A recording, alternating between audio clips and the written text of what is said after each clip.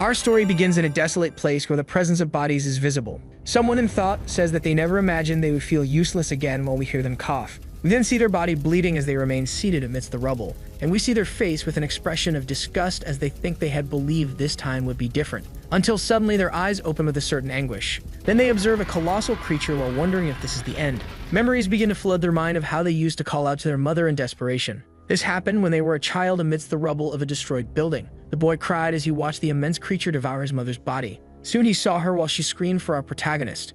Then he stands up with determination and ends up saying that the others were right, since someone without talent like him could never accomplish a goal. For our boy, reaching rank S or rank A is completely impossible. The huge crocodile then lets out a gigantic roar. Our young man ends up gripping the hilt of the sword. Then he admits that he is completely stubborn and won't give up even a moment like this. And he ends up saying that the creature won't leave there alive. Both of them charge at each other. The young man is completely determined and serious. Then he strikes that enormous monster. Thus, he ends up pressing his sword against the flesh. But impact hits him, sending him crashing against a nearby wall. The monster then lets out another roar due to the pain caused by the wound. The protagonist then lets out a grunt of pain while admitting that he can no longer use his arm. However, he still managed to cause critical damage. And because of this, he must continue and admits all of this while standing up. The monster continues to suffer from the pain caused by the young man. Soon, he jumps towards it, ending up on top of the huge beast's head. With enormous determination, he holds the sword using his mouth. The monster tries to move to throw the boy away. Its eye is completely focused on our boy, while he admits that this will be the final attack. And thus, he ends up delivering the finishing blow against the monster. Blood gushes high as he finishes. Suddenly, the boy is thrown far from there. The smoke begins to clear. Rain starts to fall from the dark sky. And then we see that familiar bloody hand belonging to our boy, who is now lying on the forest floor. And the gigantic creature that is in the same state is this time dead. Thus, our young man ends up giving a slight laugh, which quickly mixes with tears of sadness and regret for his life. Some time ago, someone catches the group's attention, telling them to listen up, saying that they need to speak before entering the portal since there are rumors about humanoid monsters. A fat man ends up saying that they can transform into humans in a way that looks like a mummy, and that they can drain mana from their target. The man, in a nonchalant manner, ends up telling them to be careful, confirming that this is exactly the rumor.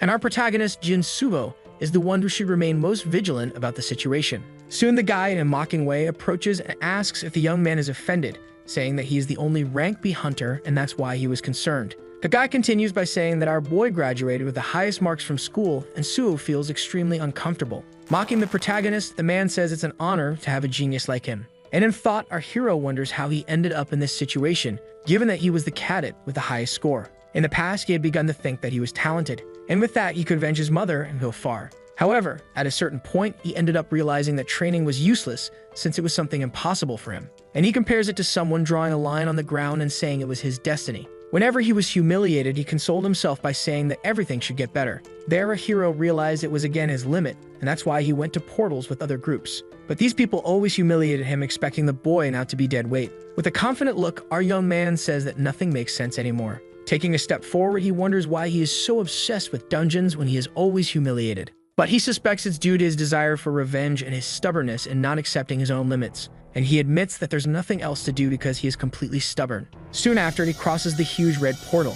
Upon entering, he covers his face, realizing it's a mutated portal. He is startled to see his group being completely massacred. He hears their screams of pain and cries for help. This is a disaster with less than a 1% chance of occurring. He sees one of his companions asking for help, until suddenly something is thrown next to him, and our hero realizes it's the leader who is writhing in pain. Then he ends up screaming for help from our young man, who shows a dark expression. With wide eyes, the young man turns around, realizing that this was the disaster that took his mother's life 10 years ago. He ends up gritting his teeth in anger, and summoning his sword, the boy assumes he will not give up. Soon after, he challenges the monster to come at him all at once. Again in the future, we see him looking at the monster and wondering what he's doing. This won't bring his parents back in the end. With a bleeding eye, he admits that he doesn't want this for his life. His only current desire is to be stronger at this moment. His blood tear falls to the ground, causing green lightning to emerge. This strange aura ends up covering his entire body at once. Someone wonders if this person is really their descendant. He is not happy with all of this, but he smiles, saying there's nothing else to be done.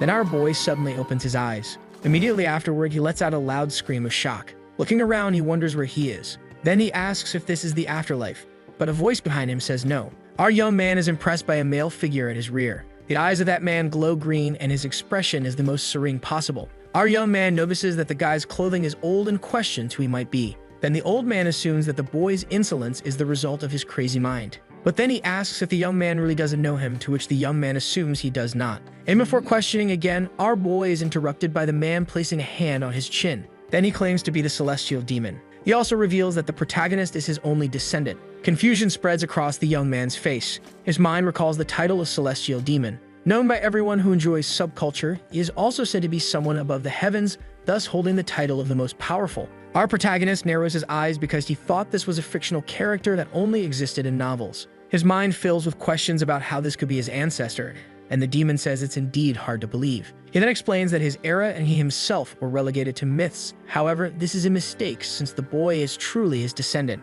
Our boy realizes that the man was able to read his mind and then respond. But the man says it was written all over Sua's face, who becomes depressed upon hearing this. The boy senses the terrifying aura that envelops this person, and no matter how much he thinks about it, it's different from magic and spells. Then the protagonist asks why he was brought here, but the demon says that's ridiculous. He questions whether a piece of meat like him has any value and tells him to know his place as a useless creature. Before the protagonist can ask anything, the demon says he is searching for another demon, this being the blood demon, who is his nemesis and a pain in the neck. Because of him, the man is trapped in this situation. He assumes that if he could control another demon's body, it would be a disaster since he is too weak without his original body. But then he gives a malevolent smile, saying he's had an idea. Our young man wonders what the man is talking about. The old man assumes the young man is his descendant and therefore must have a useful body. Then he approaches and grips the young man's shoulder, telling him to hand over his body. The surprise and fear are visible on the boy's face as the man says to think of it as an honorable act, since he will be returning to his world in an inferior body.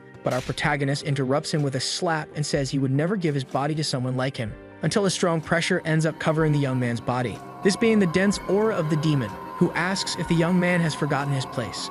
And with a threatening tone, he ends up saying that the young man has no choice, until something suddenly catches the old man's attention. He wonders if the protagonist really dared to resist his martial arts. The protagonist realizes that this aura is indeed powerful and is trying to enter his body, but he doesn't feel anything bad about it. So he decides to take advantage of the situation and says that the demon seems a bit confused because his powers aren't working. The white-haired man then lets out a slight sigh. His memories are distorted, but he still remembers a promise about not harming his blood descendants. And the demon himself ended up agreeing and promising this to that strange woman. He feels uncomfortable because of these memories. Then he asks for the young man's name. So he introduces himself as Jin Suho, which makes the white-haired man give a slight smile, admitting that the young man is quite arrogant, but that he will give him an incredible chance. The protagonist immediately tries to refuse, saying that it doesn't matter what it is, he won't accept it. But he is quickly interrupted with the statement that he lost his family, and the demon assumes that it's because he's weak. Then he brings his finger closer while saying that he should keep thinking about it constantly,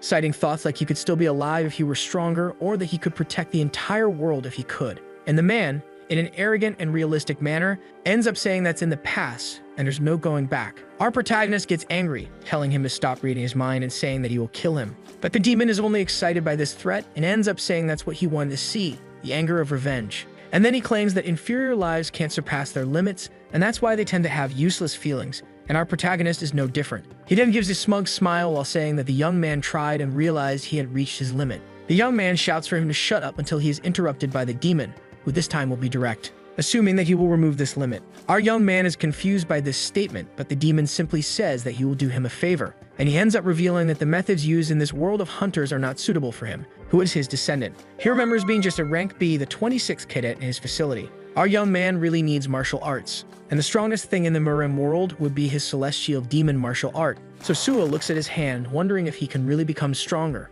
The demon ends up confirming, saying that even inferior trash can become stronger, and for someone who shares his blood, it won't be difficult to become powerful. He then suggests that the young man obediently give him his body, to which our hero's mind becomes contemplative about truly becoming more powerful. But recalling memories of his past, he ends up refusing, and says that even with this proposal, he won't give up his body so easily, to which the demon claims that this is just drama. Then the demonic being agrees, saying he will give him a test. If the young man passes, he will learn about internal energy and cultivation techniques, but if he fails, his body will belong to the demon. The man assumes that this is not a bad offer and asks what the boy thinks about it. Suho ends up thinking it's fair to refuse since he doesn't know what will happen in this test, but his mind is doubtful if this is his golden opportunity. Shaking that hand will be his last chance to achieve something. Biting his lower lip, he wonders if he will regret it if he ends up accepting. The young man wants him to promise that he will stick to it, and the demon ends up saying that he promises, stating that he has already transcended death, so he won't break his promise. Our boy then accepts this deal and asks what the test will be.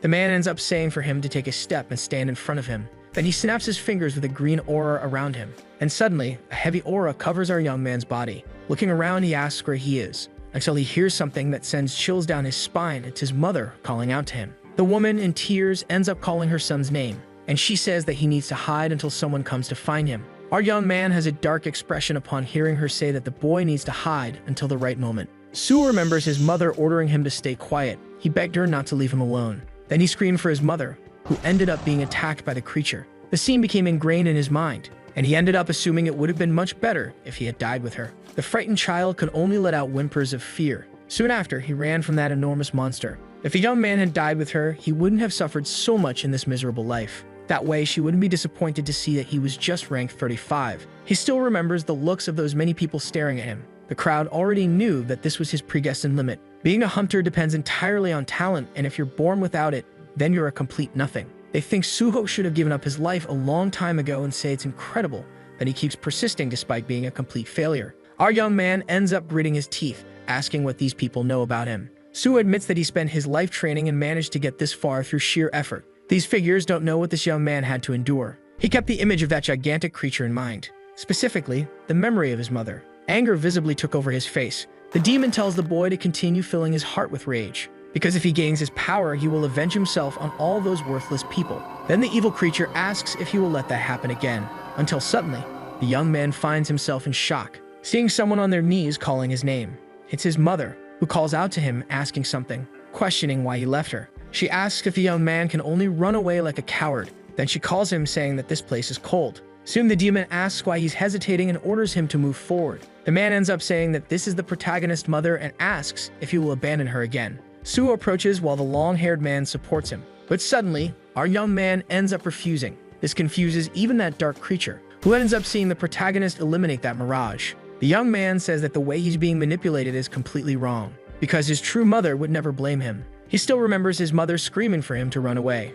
She screamed that he needed to stay alive. That was the kind of person she was. So our protagonist ends up breaking that illusion. He then calls out to the demon and says it's very wrong to toy with other people's feelings. The young man then asks if he passed the test. The irritation is visible in the man's eyes as he wonders how this is possible. The boy was supposed to be a weakling, but the atmosphere around him has completely changed. Then he ends up becoming interested in the protagonist and admits he lost.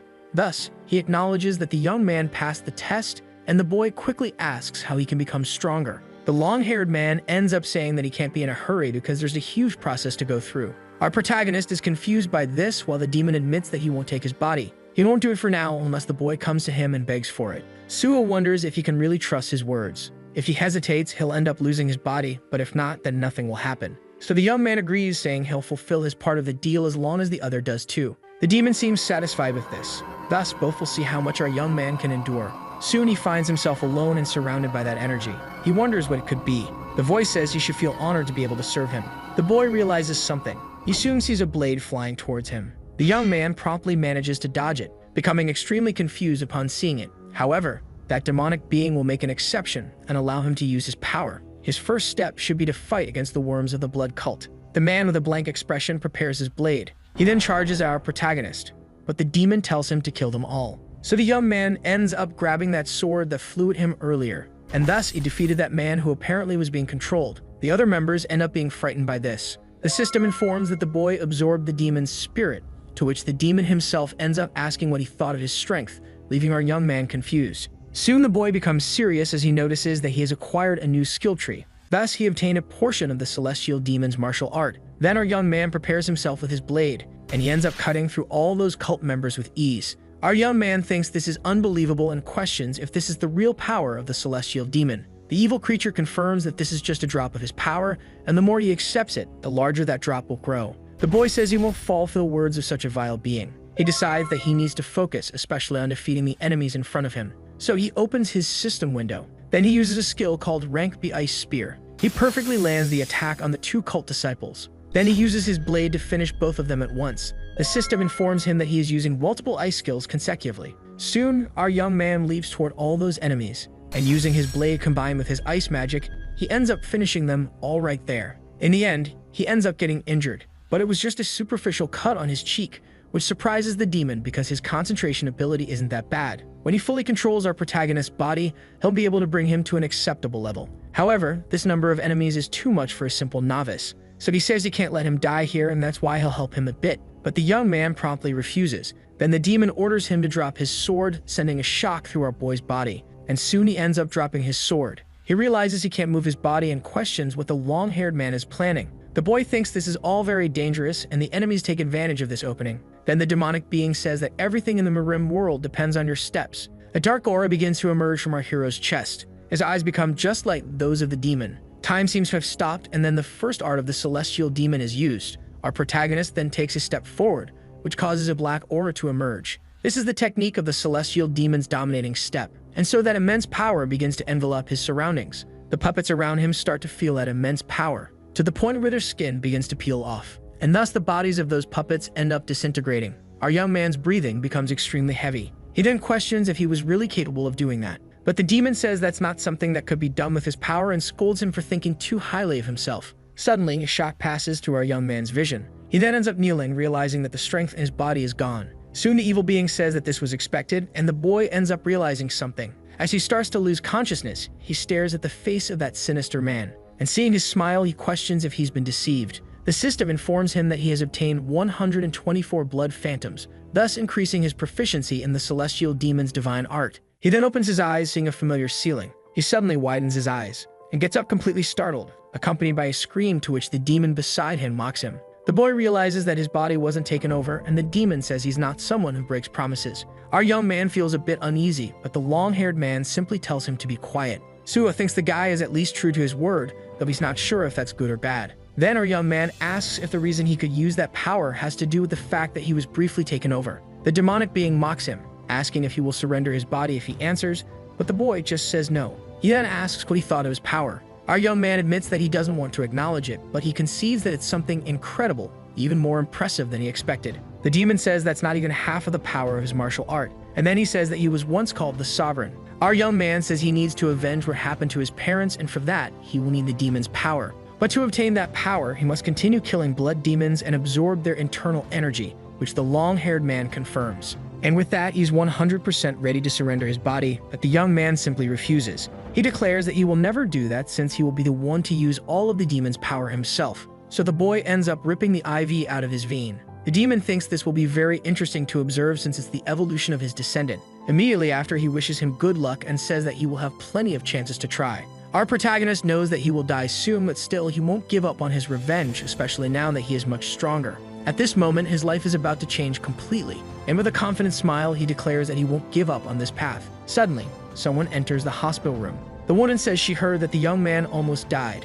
Our protagonist seems to recognize her. The blue-bearded girl then says that he looks better than she thought. Elsewhere, we see someone calling the leader, saying that the management team is on the line. The people in the office are discussing the mutated portal that appeared, all on high alert. The apparent leader asks for the report and says they'll provide full coverage. A man asks what was discussed, and the guy ends up saying that this is the 8th time an incident has occurred where a monster ends up draining the mana from hunters. Additionally, a mutated portal appeared, and the news outlets will probably have a lot to talk about. The guy assumes they didn't know a portal could appear in that location, and the boss ends up saying that those people don't know how to do their job properly. The man confirms this and asks if he heard about the portal's survivor. The boss is confused about this, but the guy explains that it's someone quite well known. Surprise is etched on the man's face when he hears the name Jin Suho coming from that guy's mouth. Suddenly, memories flood his mind. This memory is about the time he lost to the rookie Jin Suho. The survivor is the same student who surpassed him back in school. The man then gives a smile and says he was also surprised. Next, the man lets out a slight sigh and wonders what our protagonist has.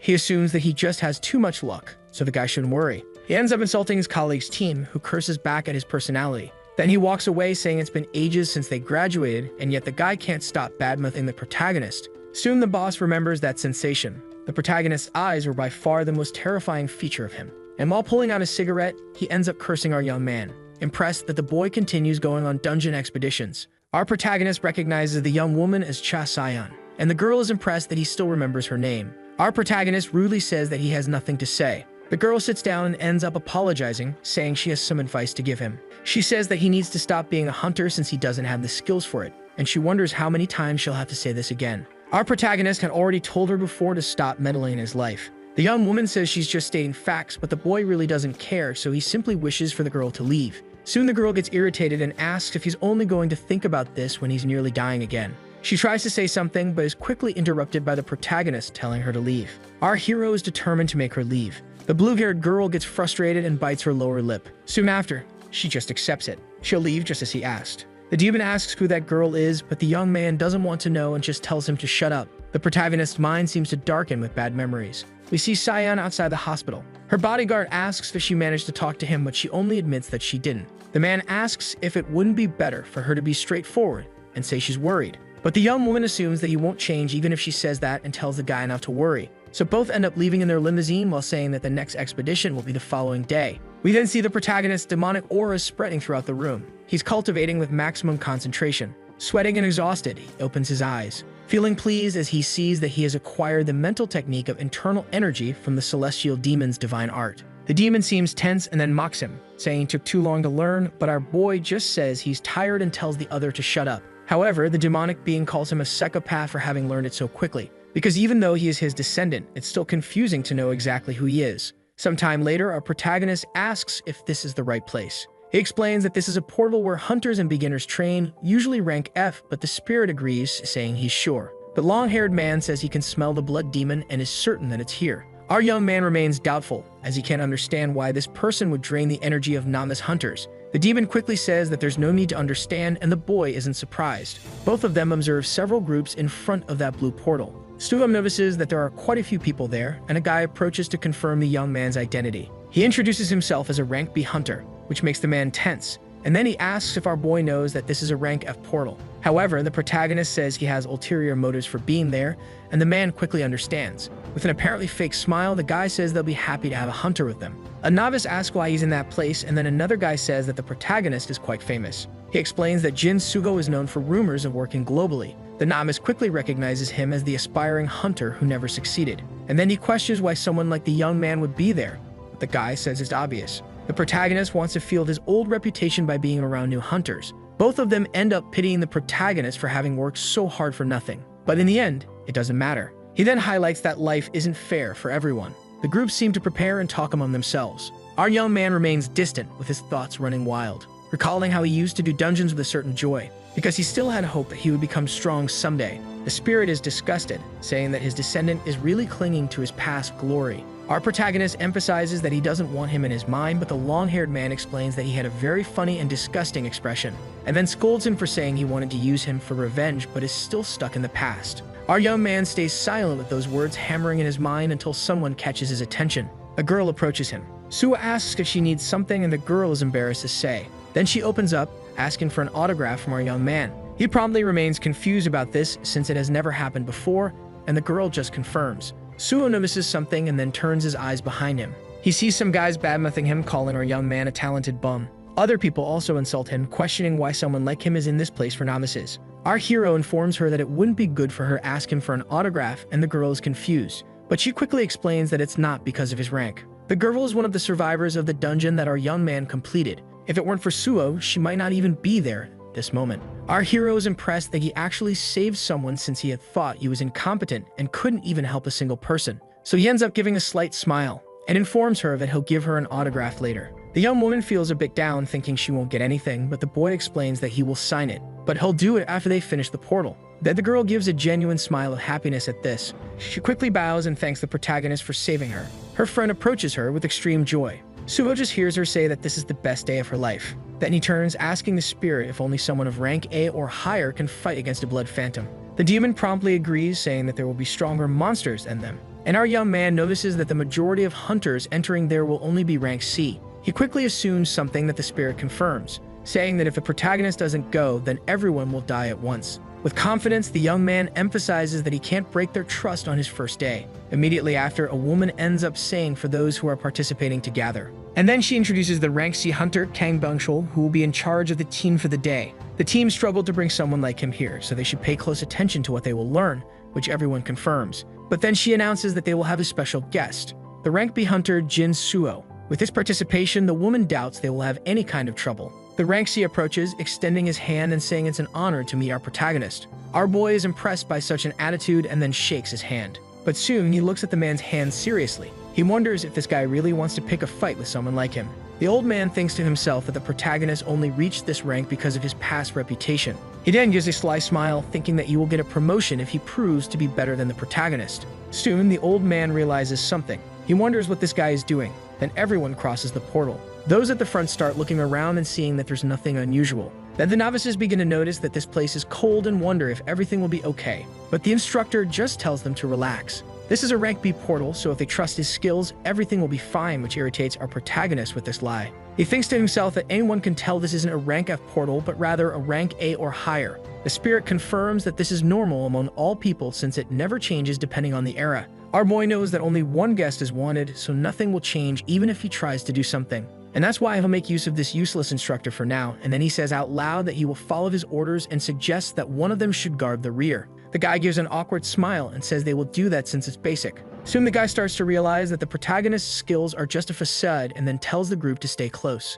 He continues to motivate everyone in the group, saying they're only facing weak monsters, while our long-haired spirit thinks this guy is a complete idiot. The protagonist reminds him to shut up. Then the demon sarcastically asks if everything will be okay, since he's sure the protagonist must have noticed that there's something hidden inside this portal. Sue is surprised by this and asks where they are, and the long-haired man says it's obvious. He becomes even more tense upon discovering this information and questions where they are. The spirit gives a slight malicious smile. He says it's directly beneath them. Soon the ground cracks with a red spirit emerging from it. Our protagonist narrowly dodges it. He then shouts for everyone to run. Quickly, screams fill the area as everyone is told to flee. Suddenly, a slash is made against that spirit. It's our protagonist who returned to save one of the girls. Tense, he realizes the danger in front of him. He freezes upon seeing something terrifying before him. The body of the rank C hunter is quickly thrown to the ground. The woman screams in despair after seeing her companion kill the instructor. But behind that maniacal smile, a tear is visible. Our young man is shocked by such a display of emotion. However, the girl charges forward even with tears in her eyes. Our protagonist uses an attack to redirect the girl's force. Then he shouts for the survivors to flee as quickly as possible. He remains alert to the strikes while sensing something. The certainty that what's in front of him is indeed a blood phantom and he can't understand how long she's been possessed. His spirit informs him that it happened just recently, leaving him incredulous. And so he refocuses on the fight and blocks another strike. He then uses this opening to put some distance between himself and the girl. The long-haired spirit says it's exactly as he mentioned. The girl turned out that way as soon as she stepped into that place. Sue asks if the spirit knows this dungeon and he simply confirms it, saying that this is one of the countless prisons the blood phantoms created and it's called the Mirror of Sins and Evil Deeds. Quickly, the possessed girl charges with her dagger. The protagonist dodges as the demon explains that the people of this place have been turning into monsters since ancient times. Our hero thinks that doesn't make sense and questions the girl's sin. The entity promptly reveals that she committed murder. Uncertainty and doubt spread across his face as confusion takes hold. And the spirit confirms that the young woman indeed killed someone. Upon hearing this, a knife is thrown in the boy's direction, making a superficial cut on his cheek. He stares at the young woman's face and the long-haired spirit decides to show him. Now he's going to find out what she really did. As the possessed girl advances, the system informs that an unknown power has been activated, and so time itself shatters. The system then informs that it will display some of the target's memories. We then see a scene at night. Someone is standing in front of a corpse on the ground. It's the girl who asked the protagonist for an autograph. Dropping her knife, she confesses her crimes, and with a psychotic smile and trembling, she reveals that those were her father and mother. She then turns her face to the side.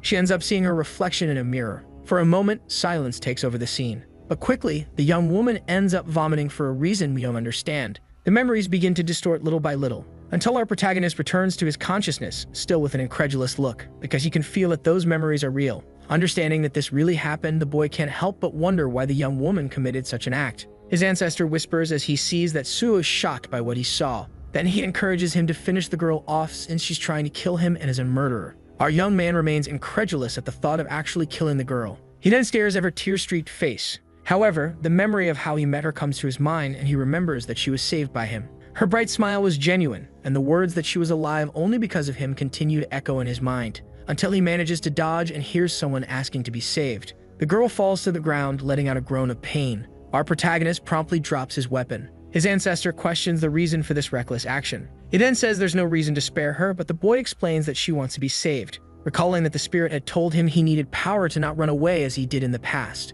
But the same applies to having the power to discover the truth. He would need power for that, but now, the boy asserts that he has the strength necessary for this challenge. Seeing his descendant with such conviction ends up impressing the demon. Suo knows he could easily kill her. With that in mind, he envelops his heart with the demon's green aura. Then he takes a step forward with immense conviction. If the only way to get out of here is simply by eliminating her, he would continue to brood over it for the rest of his life. And that's why he'd rather die here than let something like that happen. With that, the boy gathers energy in his palm. He declares that if he can't change his actions, then he doesn't deserve the life he has. The long-haired spirit is stunned and questions what he's doing. He explains that the boy hasn't even mastered the divine foundation of the celestial demon, yet he's still putting his life on the line for a stranger. Promptly, the protagonist orders him to shut up because he'd already told him before that you will handle all of this on his own. The demon realizes what he is ascending to at that moment. Not to mention that he looks like a master as he manifests his aura, and the girl on the ground ends up calling out to the protagonist. She tells him to run away from there, but Suo, with a serious tone, says that he won't leave her there. The girl quickly prepares her dagger, and the monster within her charges our hero, but he manages to hold her back using his own hand. The young woman is astonished by this. Our boy asks if she doesn't want to be saved. These words reach the young woman's heart. Both end up clashing their fists, forming an immense explosion of energy, causing the two to be thrown apart in the process. The girl ends up kneeling on the ground. Our protagonist thinks that his ancestor was right since he has no foundation in the divine art of the celestial demon. The spirit inside the girl becomes irritated at being outmatched. Then it charges at the boy with a surge of strength. Our young man needs to be careful before making any attacks, and with that, he strikes the girl in the abdomen, sending her flying a few meters away. The young woman then questions the reason for this, asking why the young man is helping her, even though he saw that she's evil. She reveals that she knows he saw her memories. Suo confirms that he did, leaving the girl even more confused. But with a superior tone, he admits that he wants to hear the girl's story. This gives her a glimmer of hope from that moment on. Gathering his energy, the boy states that he wants to know her reason. Maintaining a composed posture, he declares that only then will he decide whether the young woman is good or evil. Thus, our hero charges toward the girl. Seeing the attack, the young woman prepares to defend herself. She manages to block, but our boy swiftly moves beneath her with extreme agility. He then prepares another strike aimed at the young woman. She sees his hand approaching, but she ends up getting hit directly on the chin, causing her to jump back. She tries to launch new attacks in Suo's direction, but he is so fast that he manages to get behind her. The possessed girl barely dodges the powerful blow. The spirit of the protagonist is surprised, seeing that the young man can naturally use the palm and fist technique. And so the demon smiles maliciously, eager to take over our young man's body. Our young man then launches another attack, and the possessed girl manages to defend herself. But even so, the blow is strong enough to make her put some distance between them. He keeps in mind that making a mistake is unthinkable, since this is his only chance. He concentrates his energy in his fist, maintaining control to avoid accidentally killing her in the process. The boy then admits that there are some good things to learn from trash, which surprises the spirit. Our young man then prepares for another charge, and he says that all of this is much more difficult than it seems. He manages to land a strike on the possessed girl's chest, making her spit blood from the force of the attack. And thus, Suo acknowledges that protecting is not as easy as simply killing. Because of the blow, the young woman ends up falling to the ground. She appears unconscious after the powerful aura attack. The spirit realizes that Suo has managed to steal the Blood Phantom's power and is impressed, as he has never learned how to do this before. Suo states that this is how they survive in the current world. Thus, the boy confirms that she is indeed okay. But soon he feels a heavy aura in the area. He then turns to face a suspicious purple aura. Promptly, he summons his rank, the Iron Sword. The long-haired spirit realizes that the young man has sensed the presence of that unwanted being. Suo asks who the hidden person is and what they want from him. The silence seems to tear through the veil of the night, until a gigantic explosion occurs. Our young man is taken aback by this. He realizes he can't see anything because of the massive amount of dust. But soon, the sound catches his attention. He turns and faces a blood-red aura. The newcomer remarks that this is a combination he never would have imagined. He says that the celestial demon sought out a disciple even knowing it was too late. Our protagonist realizes that this aura is similar to that of a blood phantom, but still completely different. He acknowledges that this energy is terrifying, but his ancestor promptly steps forward and says that all of this is ridiculous, thus revealing that the figure before them is the blood demon. Our protagonist is shocked because he recognizes the person in front of him. The wind blows, filling the silence of the area.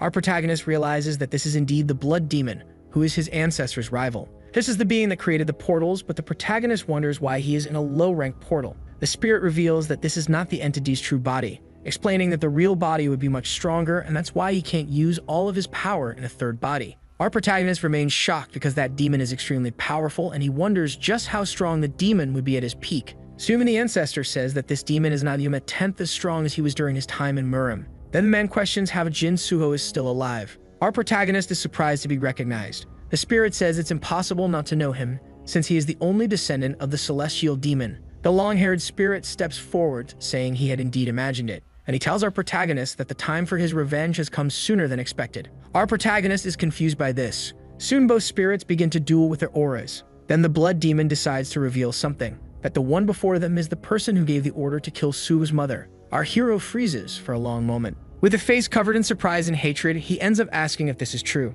Suddenly, the two distinct energies cancel each other out. The blood demon, Yahello, laughs, saying that humans are foolish. He reveals that he has witnessed all the terrible incidents that have happened to the protagonist, but he asks if it all happened simply because Suo is unlucky. Soon, the ancestor perceives the protagonist's rage flowing as the demon mocks his existence. He realizes that this situation is dangerous. Because the one before him is extremely perilous for a novice like Jin Suo, he decides he has no reason to intervene. Thus, he assumes that death is awaiting our protagonist. In a tone of disbelief, Suo says he has a question for the spirit. He then asks if he can handle the one in front of them, but Chiyama disagrees, saying the demon could kill him with just a breath. Then the protagonist questions whether the spirit can do it, leaving him confused. The protagonist's question is whether his companion can defeat the demon using his current body. For a moment, silence falls over the area. But promptly, the celestial demon agrees, saying that he would never lose to someone like his rival. Our protagonist is doubtful and wants to see proof of it. Before doing anything, Chiyama asks if he won't regret it, and Suo explains that there's no other chance besides this one to survive. The blood demon is surprised by the scene. He then tries to stop Suo from doing anything he'll regret, but he can't prevent the assimilation from happening. The green demonic aura engulfs the protagonist's sword. Thus, the possession of his body is successfully completed. Soon, Yahello realizes that things are about to get worse. Chiyama says that this is the demon's problem, leaving him confused, but Suo explains that he talks too much for someone with no real skill. Quickly, the ancestor leaps toward his adversary and immediately lands a direct hit to the possessed one's stomach. The blood demon is shocked and feels immense pain from the strike. Thus, he's thrown far away. The dust quickly settles on the ground. Chiyama orders his rival to stop pretending, saying he won't hold back. Yahello laughs and says he just wanted to give a glimmer of hope and was only pretending to be dying. He then stands up, saying that the other will be weak for not having fully adapted to this body. Chiyama agrees but points out that his body is in better condition than his rival's. Then his opponent claims they'll have to test that to see if it's true. Both of them then disappear at extreme speed all at once. They clash their swords, creating a powerful shockwave. The celestial demon realizes that it will take some time to reach his peak again. However, he admits that he would never lose to someone like his adversary. With seriousness, Chiyama summons more swords and envelops them with his aura. He then charges at the demon, who begins to retreat from the attacks. The celestial demon advances with a leap toward his enemy. Both collide their swords, nullifying each other's damage. Our hero attempts to strike him with his weapon, but his adversary dodges with extreme skill. The swords in the air advance all at once, all with a direct focus on the blood demon, but he manages to avoid the attack using his martial arts. Our possessed protagonist approaches like a beast. He then strikes downward at his adversary. The demon narrowly dodges, but his cheek is cut. He then launches an extreme attack that forces our boy to dodge. But Suo suddenly realizes something. His enemy has pulled a string along with the last attack. The demon uses this to launch several kunai at Chiyama. A massive explosion occurs in the air. The smoke from the explosion begins to dissipate little by little, but the demon laughs at something in front of him. He then says that such a thing was expected from the strongest being in Murim. He's already adapted to the body of his descendant, even without much internal energy, and then says the ancestor's first name in a strange language. Yahello concludes that it will be interesting to defeat him, but the boy tells him to stop talking, because the spirit's death is already very close. However, the man reveals that this won't happen. A sudden earthquake occurs, causing the rocks to start floating. Yahello says he's dissatisfied because their fight can't end in a place like this. Chiyama agrees, saying that's truly bad news, because he is giving everything he has to kill him, and yet the guy is acting like a spoiled brat. The spirit becomes deeply irritated by his adversary's remark. He acknowledges that his rival has reached a level he will never attain. That's why he will destroy him, as this is his goal and his only mission in life. He then concludes by asking if this world is the proper stage for the show they are about to put on. The celestial demon complains that his adversary talks too much, and soon the other says they will meet again soon. Yahello hopes that this time he will become stronger. Our hero thinks that Yahello can say whatever he wants, but he knows in his mind that he cannot catch up to him at this distance. However, Jin Suo realizes that he truly needs to get stronger and acknowledges that there is a limit to how much he can evolve with this body.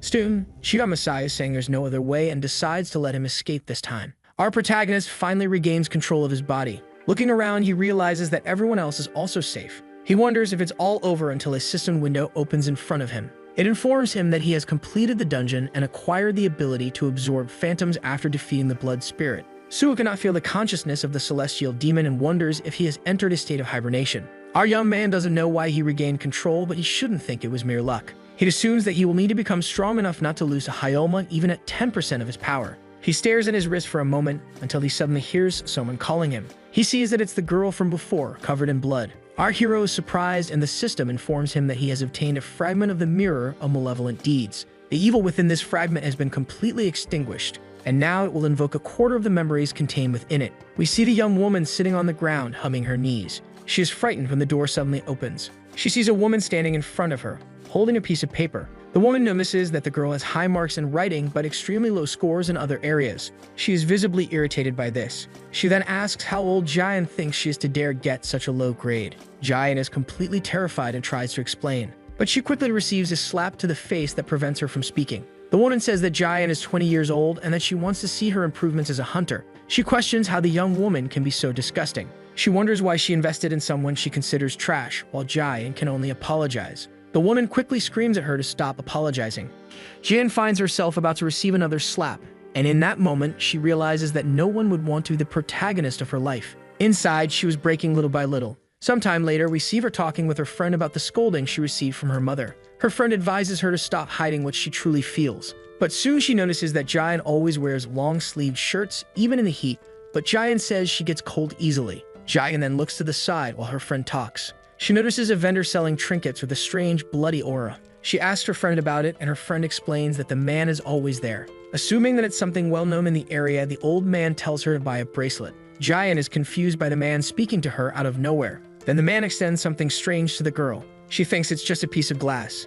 The man corrects her and says it's a talisman. With a smile, he says she needs it. Jian tries to refuse, but her friend says it's a beautiful purchase. She mentions that they need luck since their exams are approaching. Jian observes her shattered reflection in the glass, and with a strange smile, she wonders if she should really buy it. Soon, the girl ends up accepting and buys it. The two seem happy with this strange object and are especially excited about the luck of getting this talisman for only 1,001. But the man from earlier gives a slight smile as his plan comes to fruition. Then he disappears into a strange red mist. Elsewhere, the teacher announces that he will call the students to check their grades. The first students go up without any apparent concern, until it's Jian's turn to go to the teacher. The old man says she needs to study more, and Jian understands. She then sees her grades, which haven't improved at all. Our young woman says that the talisman didn't work, and her friend looks confused. The young woman tries to recall the glass object, but her friend doesn't know anything about it. Jian becomes even more confused and wonders what's going on. She asks herself if she's remembering incorrectly because of exhaustion and then assumes that's the case. She then turns the doorknob of her house, but her face fills with apprehension and fear. Courageously, she steps inside and announces that she's home. Her mother was waiting for her like a demon. Those empty, lifeless eyes stared at her as if they would kill her. Fear took over her expression. Her mother then asked the girl's father to look at the paper. She shouted that she got low grades again, and the man saw this. He then grabbed a golf club. Next, he told his daughter to come with him. The door to the room then closed. The old man ordered her to hurry up. He asked the young woman to say what she did wrong. Jian admitted to getting a low grade, but the man said there was something more. So the girl said she failed to meet her parents' expectations and also spent too much of their money. But suddenly, she was struck in the stomach. Writhing on the floor, the girl heard her father telling her to get up. She tried to call out to her father, but was quickly interrupted. Her mother said that the old man hadn't finished talking. In fact, he hadn't even started speaking yet. With a grim look, the man said it was a shame that his daughter was useless. Suddenly, a glow made the old man stop. It was a crystal butterfly forming in front of the young woman. She heard her voice asking what she had done so wrong. She said that this only happens because she's weak and that if she had power, this would never happen. Soon, the young woman felt a headache as she wondered what was happening. Her parents wondered what Jian was doing. Her mind was filled with thoughts about becoming strong enough to kill him. Her distorted reflection in the mirror tried to convince her to do it. Soon the old man told her to accept her punishment and then came at her with a golf club. But the young woman with strange strength managed to grab the weapon. And with eyes dominated by the spirit, she said that everything would be resolved with this. Her parents were extremely stunned by this. They tried to flee from the girl. She, on the other hand, grabbed a kitchen knife, and with immense fury, she charged at them. Back in the present, some people blame the girl for having tried to kill everyone. The young woman says that the girl seemed to be controlled, but the man doesn't care since he considers the young woman guilty anyway. The instructor tries to calm them down, but the protagonist agrees with the man. Since the young woman really tried to kill everyone, he understands their point of view, but the protagonist knows what really happened and felt the energy of the blood demon coming from her. With a sigh, he thinks it's just a coincidence, but then he smiles cunningly knowing it's not just that. Elsewhere, we see someone talking about the incident. These are the same executives from before who have just discovered that a rank C hunter died in a rank F portal. The assistant says that both will be reprimanded because of this accident, and Suwoo gets angry.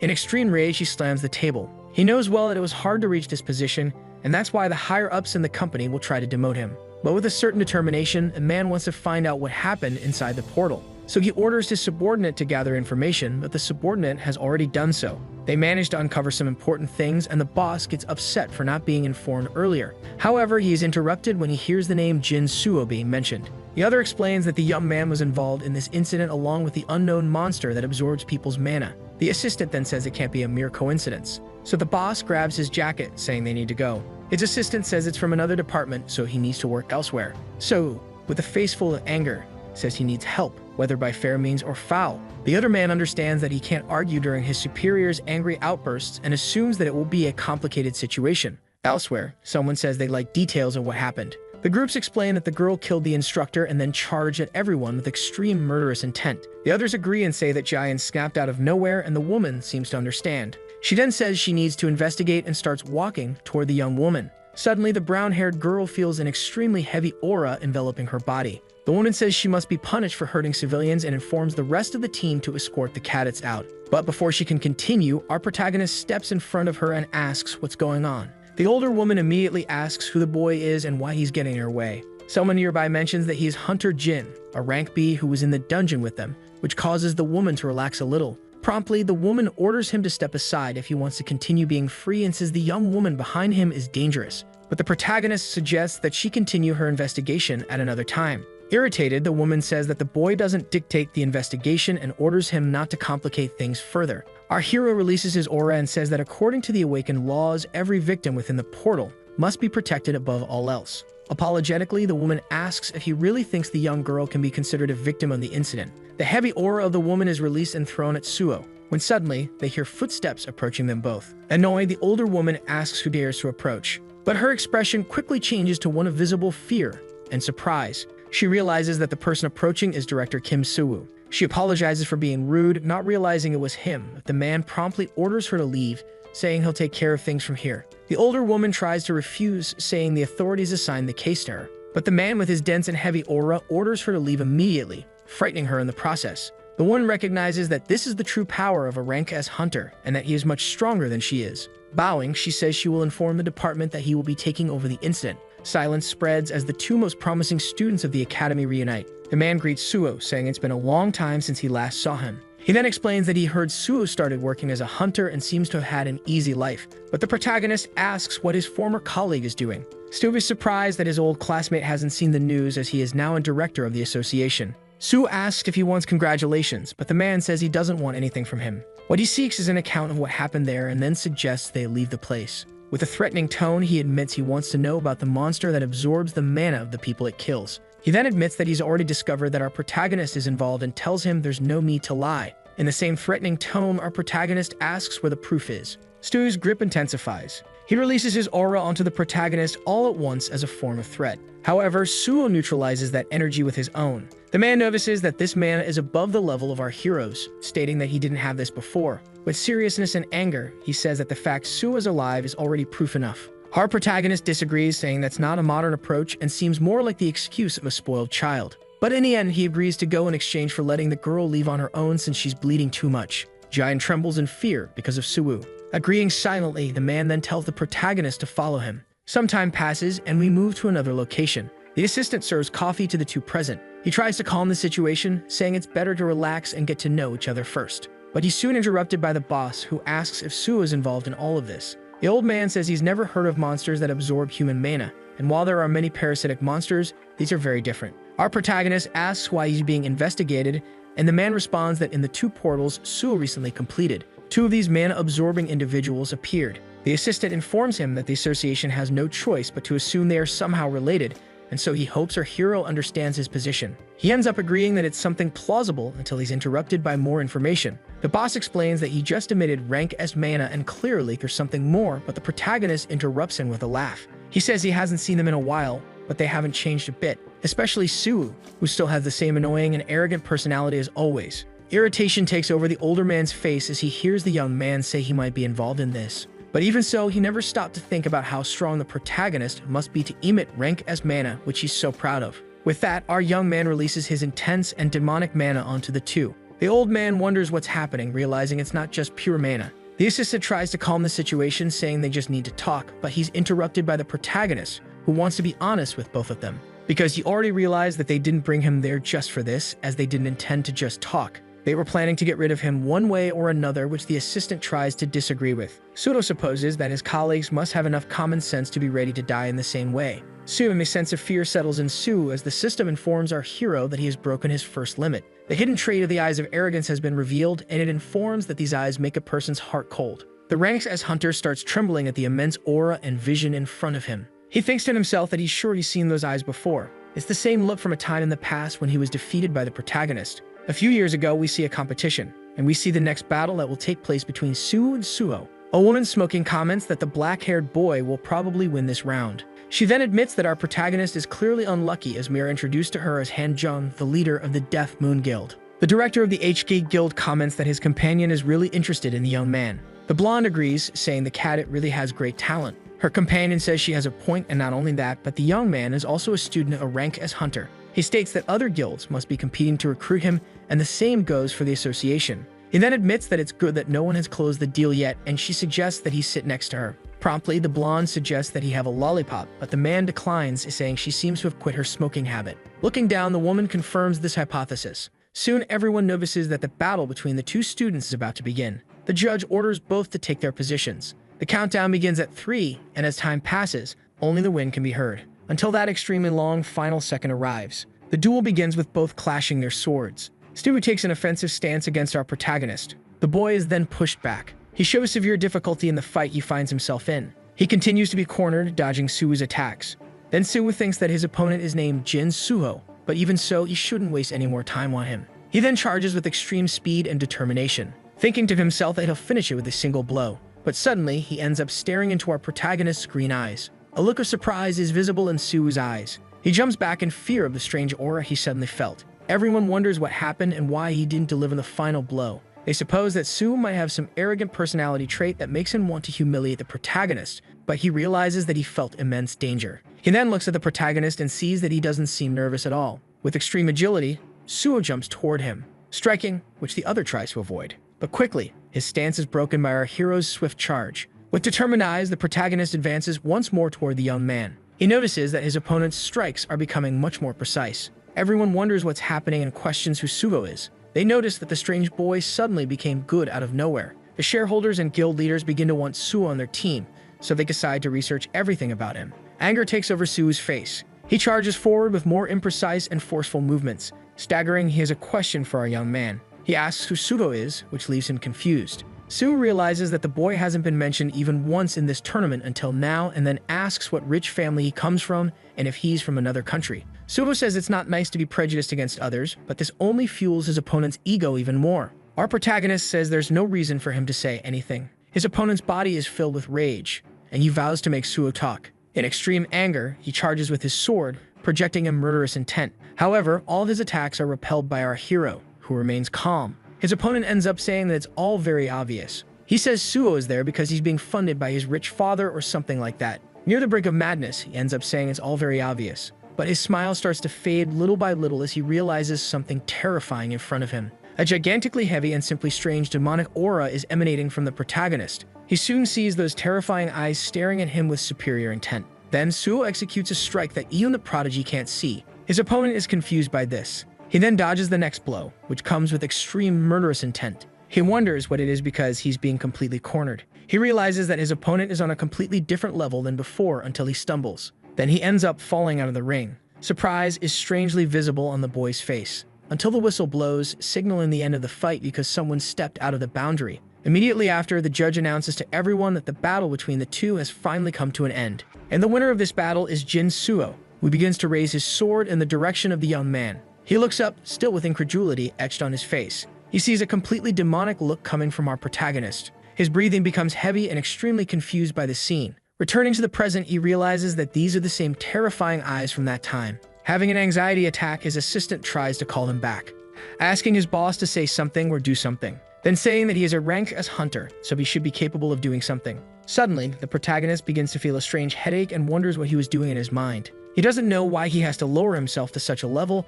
and the assistant asks if he's okay. Tense, Suwu says he knows the boy has recently gotten stronger, but it's dangerous to fight against a ranked hunter, so he should stop the attack. Suwu knows this is all very strange since he doesn't usually act this way, and he wonders if it's because of his new ability until his spirit arrives, saying that he wanted to see him fight and make the situation explode. Our protagonist asks if Chuma was controlling him, but the spirit says no. As the boss calms down, the long-haired spirit prepares to make a revelation, saying that all of that was simply the young man letting go, that this is his true personality or his true self. After Jin Suho humiliates the director with his intimidating aura, his ancestor appears. Thinking that his ancestor wanted to see chaos, Jin asks if he was being controlled by him. But the ancestor denies manipulating him and says that this attitude is merely a result of Jin's true self. Seeing the boy's behavior, the ancestor, who had doubted whether Suo was truly his descendant, confirms that Suo is indeed his successor and has a bit of talent. However, it still wasn't enough to rival him. With all this happening, the young man is perplexed and thinks that his behavior was, in fact, his own murderous intent,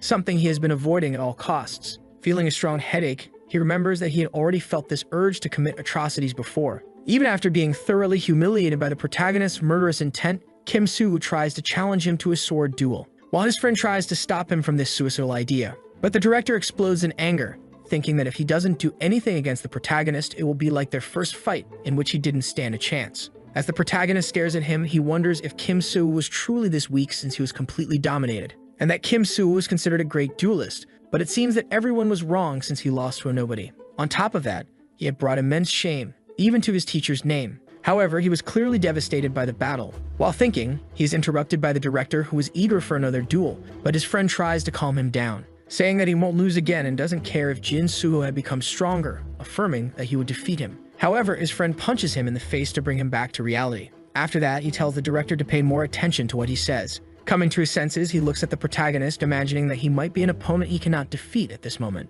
because he is certain that Jin Suho is obviously stronger. So he apologizes to Suo for losing control for a moment. However, he won't forgive him because Suo is still under investigation. Suo simply tells him to do as he pleases, asking to leave the entire incident behind and hoping to be allowed to go. Immediately after, the director asks if the protagonist wants them to stay quiet about who he really is, and also not to say anything about the girl he had protected. Suo responds that they are finally getting to the point. Then the director says it's fine and he won't say anything to the authorities, since he is also being investigated to determine his connection to the monsters that had recently appeared. He also won't ask how Suo became so strong or how he ended up in the portal. Jin asks if they won't arrest him. Then the director says he doesn't think he is capable of defeating him. Since he doesn't have enough strength to gather information, he will just leave Suho alone, questioning why the protagonist doesn't kill him, perhaps because he doesn't want to cross the line. Then the director says he will fix everything and take full responsibility, but his friend responds that this will affect his value. He says to forget his value and that doing this is more important. Then Jin Suho asks again to be allowed to leave, saying that next time won't be the same, because he will be even stronger and will ensure that Suho takes responsibility for everything, advising Suho to get even stronger as well. Suho comments that the director is quite ambitious, so the director says he doesn't want to hear that from someone who hides his own power. At that moment, Suho tells them to listen carefully, because he has never done anything from the beginning, and for starters, he was never that strong. But he gives up finishing what he wanted to say and mentions that they will meet again another time. Then he is finally allowed to leave. Shortly after Suho's departure, the director's friend says he couldn't believe what just happened. However, the director says that he had returned. Extremely excited, he declares that the one he had faced has finally come back. Sometime later, Suho meets with the girl he had protected to ask how things were going. The girl replies that she had left the school. Because the academy didn't seem willing to help someone who was constantly criticized, she thought it was better to give up on her dream of becoming a hunter. Then Suho asks if that's truly what she wanted, questioning if she would give up for that reason. She replies that she wanted to continue, but someone always dies because of her. Like the hunter Kay and his parents who had been killed because of her, saying that someone as horrible as her shouldn't be a hunter. Suho says he can't promise that people won't judge her, and that people will criticize her for her mistakes and feel uncomfortable with her presence, and there's nothing she can do about it, telling her that this is probably what will happen, and that the way people look at them is scarier than they imagine. She then responds that she thinks it will be exactly like that. However, Suho replies that this isn't a good enough reason for her to give up on her dreams. Upon hearing these words, the girl says she's a bad person and that she had killed people. The protagonist responds that she wouldn't be alive if they weren't dead, and those deaths weren't intentional. Not that she had made mistakes, but that she should be punished for what she did. However, he doesn't think he should be the one to judge her. Then he says that just as she might be a bad person to some, she can be good to others, handing her the autograph she had asked for. Comforting her, he tells her that if her dream is to be a hunter, she shouldn't give up now and should keep trying, and that's also her choice. Understanding what he meant, tears fell from her face and she thanked him for his kind words. Meanwhile, a mysterious man appears sitting on a sidewalk, smiling. He says that his plan had failed. An unknown man appears climbing a staircase toward a coffin, while some people seem to be crying. While crying, he hears a noise from inside the coffin and asks if everyone heard the beautiful voice of their saint. At that moment, all those who were saddened are relieved by her return. Raymond asks the saint, who was in the coffin, to perform a miracle for him and his disciples. He then thrusts his spear into the coffin with all his strength. After that, the coffin begins to break, causing an aura of energy around it. As the coffin shatters, a beautiful woman appears with a spear embedded in her stomach, covered in blood. Not understanding anything, she tries to say something, but no one understands her foreign language. The saint pulls the spear from her abdomen and heals herself completely. Seeing the woman's healing ability, one of the men says that this must be her power and grace, and that this is the second coming of a god to Earth. He then thanks her for being trapped in the coffin for them, also saying, "Hail the saint." At that moment, everyone present kneels before the woman and reveres her. Afterward, Raymond approaches her and commands her to smile. Staring at the woman with an extremely bizarre look, he says that she is the saint and must bring happiness to others, also saying that sadness should not exist within her. Then she, with a sorrowful expression, responds, "Yes." Immediately after, a painting of a young man behind a curtain gives off an air of mystery. Elsewhere, the protagonist appears fighting his ancestor in a sword duel. Cornered, he begins to wonder how a celestial demon can wield a sword he's never used so easily, even though he's the most powerful. While they fight, his ancestor says he notices that Suo is shocked by his strength in this battle, and that it makes sense since someone who hasn't evolved would never even be able to touch him. Upon hearing these words, Jin, on his knees, tells him to be quiet. Being attacked simultaneously, he says he can't focus on his fight. As soon as he's disarmed, he asks to stop the fight, saying that he can't take it anymore and needs to rest, to which the ancestor calls him weak. Jin tells him to think about whether he is too weak or if it's his ancestor who is extremely strong. As the scenery they were fighting in changes, the ancestor replies that the fight was incredible, and he couldn't believe that it had all been an illusion created by his ancestor, to which he responds that this is something he can easily do. Although Suo isn't worthy of witnessing it, he can't expose himself to his enemies, and he will learn techniques while there. And that Suo is too weak to explore dungeons, to which Suo responds that he already knew that, but also that a B rank can handle low-level dungeons. At that moment, he remembers the energy he used against the director and the fact that he used so much power temporarily. However, he can now use it correctly and decides not to use it for the time being. Then his ancestor interrupts him, saying that Suo is insufficient, and that if he were stronger, they would have won. So Suo says it's no use complaining anymore. At that moment, he receives a message from someone. For some reason, upon reading the message, he appears shocked. Then his ancestor starts snooping on the message he received, finding it interesting. It was a message from Kim Soo saying that they had found a body whose mana had been completely absorbed by a mysterious monster. He asks if Suo knows anything about the case that could prove his innocence, but Suo doesn't know and asks how they found the body. The director says that after analyzing the body, they discovered it had ties to a religious group. He asks if the protagonist wants a help and suggests he go to the location because he doesn't want the criminal to get away. At this moment, Suo recalls all the chaos that had happened in his life, so he decides to leave the place created by his ancestor. The boy grabs his sword and with his power, he tears through space to leave. Shortly after, he asks what his ancestor was doing just standing there, asking if he wasn't going to accompany him. His ancestor replies that Suo is amusing and that he keeps being disrespectful towards him. The young man tells him to be quiet and to follow him. He then sends a message to Kim Soo, asking him to send the location because he was already on his way. At the crime scene, a man was being interviewed by several journalists about the incident. At that moment, the director and the protagonist arrive at the scene and begin to be interviewed by them. Sudo looks at Kim and asks if this was the crime scene, and Kim confirms that it is. These journalists try to get to the scene but are prevented because the investigation is still ongoing. The director pushes one of the journalists, who tries to ask why he was pushed, but then realizes the man is the director and is completely shocked. Kim Soo simply tells him to leave the area. The person in charge of the scene says it's a relief to have him there because they thought they'd send a low-ranking hunter, but he didn't expect him to come. Then he asks who the young man accompanying him is, and the director replies that the young man is his assistant, who would help temporarily with the case. He then asks what the state of the body is. The man says that the condition is peculiar and leads them to the body. Upon arriving at the body, he says that not only mana but everything organic had been absorbed, which is why the victim died. The symptoms were slightly different from mana disease, and the director says the condition is the same as those found in the dungeon, suggesting it's the same criminal. He then asks Suo for his opinion. His ancestor, who was analyzing the situation, says he's certain this was the work of the blood demon's technique. The victim's energy core had been completely destroyed and he couldn't withstand the technique, leading to his death. This was probably the blood demon's doing. At this point, Suo agrees with his analysis. Then everyone decides to begin an investigation and asks to keep the reporters away. The director tells them to start investigating around the body. The victim was Myung-suk, 38 years old, married to a woman of the same age, and they lived together. The director knocks on the door of the dead man's wife. His priority is to get information from the woman. When she opens the door, she asks who they all are. She had no idea where her husband was or what he had been doing. He had been upset because his business wasn't doing well, and he had joined a religious group.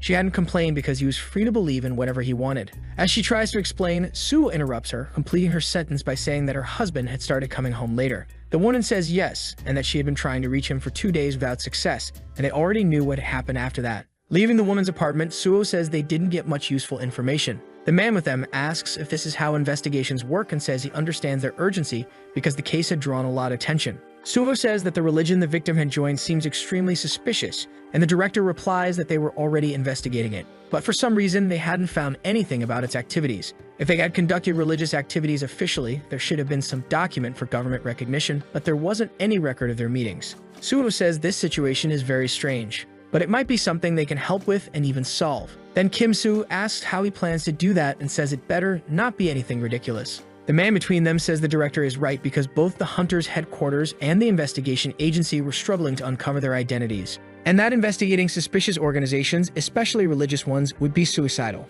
Suro then says he respects investigator On's opinion, responding to Kim Soo that this is exactly why he was brought into situations like these, so they should let him do his work. At that moment, investigator On says he forgot to ask the protagonist something, asking to which organization he belonged since he managed to join such an important investigation out of nowhere, and if he was related to the association's leader, but the director says he was just his rival from when they were at the academy. However, in the past, they had once been colleagues. At that moment, Suho and the director exchanged serious glances, and then the director says that this had been until someone's death. Recall in the past, the director had been surrounded by bodies and blood crying over his friend, begging her to open her eyes, but she was already dead. Then someone tells Kim Soo that it's too late. That person was Jim Suho, who was also there, telling him to give up trying to save the girl because there was no longer any salvation. A man stops a young man on the street asking if he seeks salvation. Saying the young man was well-dressed, he hands him a paper and tells him to read it. The young man asks what the paper is. Upon reading it, it's clearly an advertisement for a religious organization. Elsewhere, the saint appears kneeling, watching TV, which was talking about a corporation that would provide emotional support and invest heavily in that area. That corporation was the Church of Salvation. Then a man appears, asking if she had heard the voices of those who long for her salvation, and if she couldn't see those who yearn for her words. With his hands on the woman's face, he commands her to recite the words he had made her memorize, for the salvation of the entire planet. However, he grips the woman's jaw tightly, showing her a terrifying expression, saying that it is all for the blood cult. Back with Suho and the director, the man between them says their situation was complicated. He then asks Suho if he wants a cigarette, but Suho declines, responding that the situation was no longer a problem because it was already in the past. But the director asks if it really stayed in the past. At this moment, he orders them to return to the investigation. Asking how Suo intends to find the Church of Salvation, Suo says he has a special ability for this kind of work. So if he uses it, he will be able to locate the organization quickly and without difficulty. However, there are conditions for using it. The director then says that Suo probably doesn't want to reveal what this ability is and asks what the conditions are.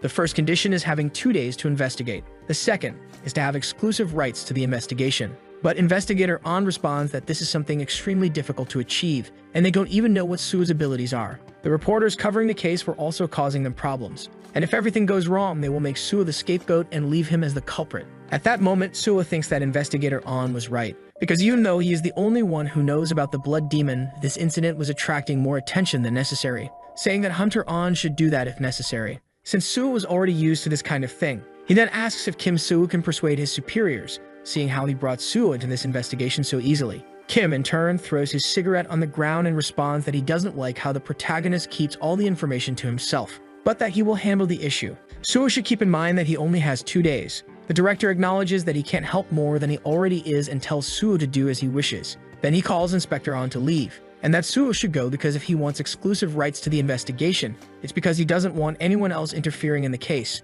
Suo agrees and says he will see On soon. On asks if it's really okay to do all this, and if doing this will even work, but he won't stop Suo because they said they would handle everything. However, this was a case that not even the entire mobilized association had been able to discover anything about. At this moment, Kim asks him if he can trust something that could affect his future to someone he hates. On responds that it would be difficult. Then Kim says it's the same for him, asking why he lets Suo do everything his own way and responds that there's only one answer to that. It wasn't because Suo was so capable that he could ignore his hatred in exchange for his help. However, he says they should see what happens, as On would then understand the reason. Back at the crime scene, Suo's ancestor comments that Suo had created an interesting situation. Although he didn't fully understand his reasoning, Suo was considered very strong by the world's standards. He was quite powerful for those who hadn't yet matured their abilities, so Suo asks if he was questioning why he decided to become someone's enemy. However, the ancestor asks if Suo had seen the man's eyes that carried an enormous killing intent, far beyond the capacity of a human being. He then says that if Suo isn't able to solve the case,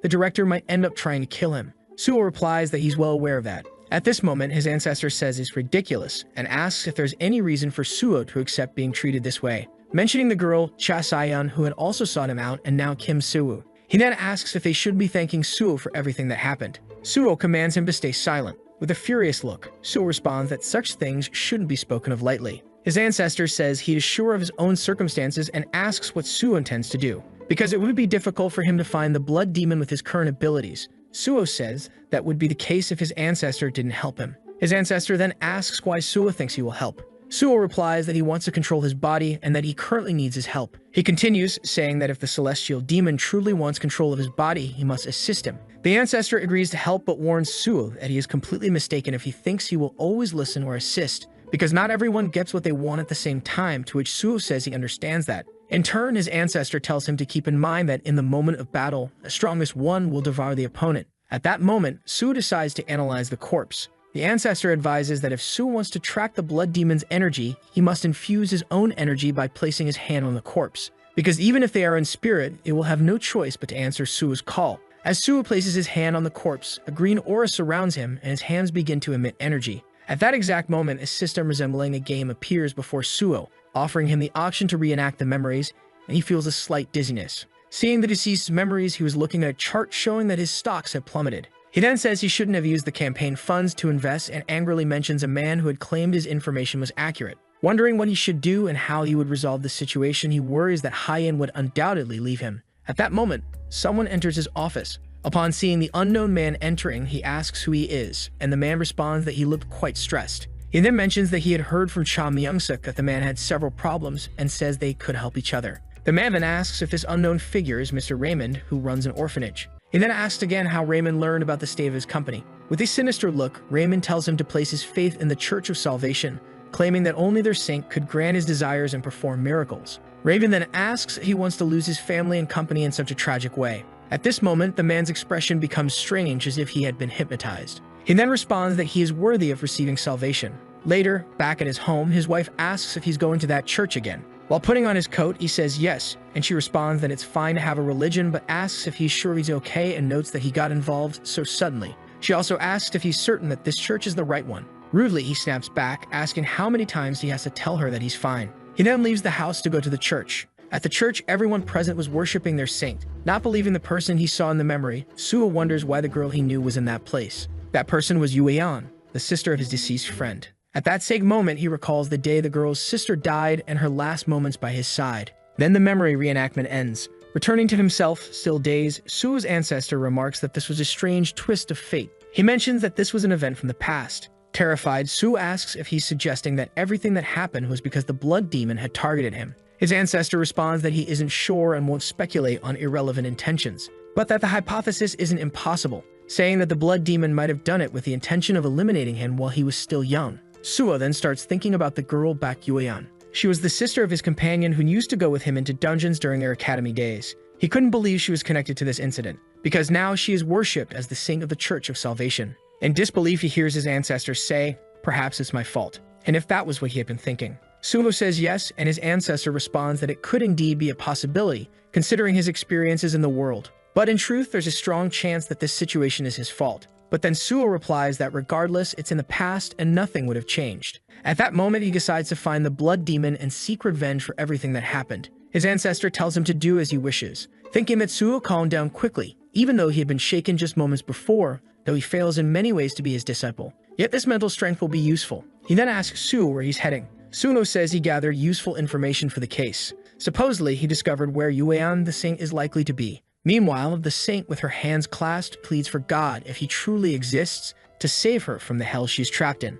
Flashes of the psychopaths who see her as a saint run through her mind. Crying in her room, she longs for her beloved sister, wondering how things ended up this way and that she only wanted to be like Ji-yoon. All she ever wanted was to be a hunter who helped those in need, but how did it end up like this? With tears streaming down her face, she says she feels like a complete fool. She remembers her childhood, watching her sister heal the children who got hurt while playing. After healing a child, her sister would tell him to be more careful next time, and seeing this, she thought Ji-yoon was amazing. Her older sister had been her inspiration for who she wanted to become. Then, with her hand on the little girl's head, Ji-yoon tells her not to worry because she will awaken her power. Since genetics are the biggest factor in the awakening of powers, she says the little girl might even awaken with abilities greater than her own. At that moment, the two sisters, with a strong bond, hug each other. Ji-yoon then asks her not to fight with the children in the area while she's away and to live a life filled with happiness. However, the sad girl asks if she's really going to the academy. Her sister replies that if she keeps that sad face, she won't want to call her. She asks if her sister wanted to become a hunter,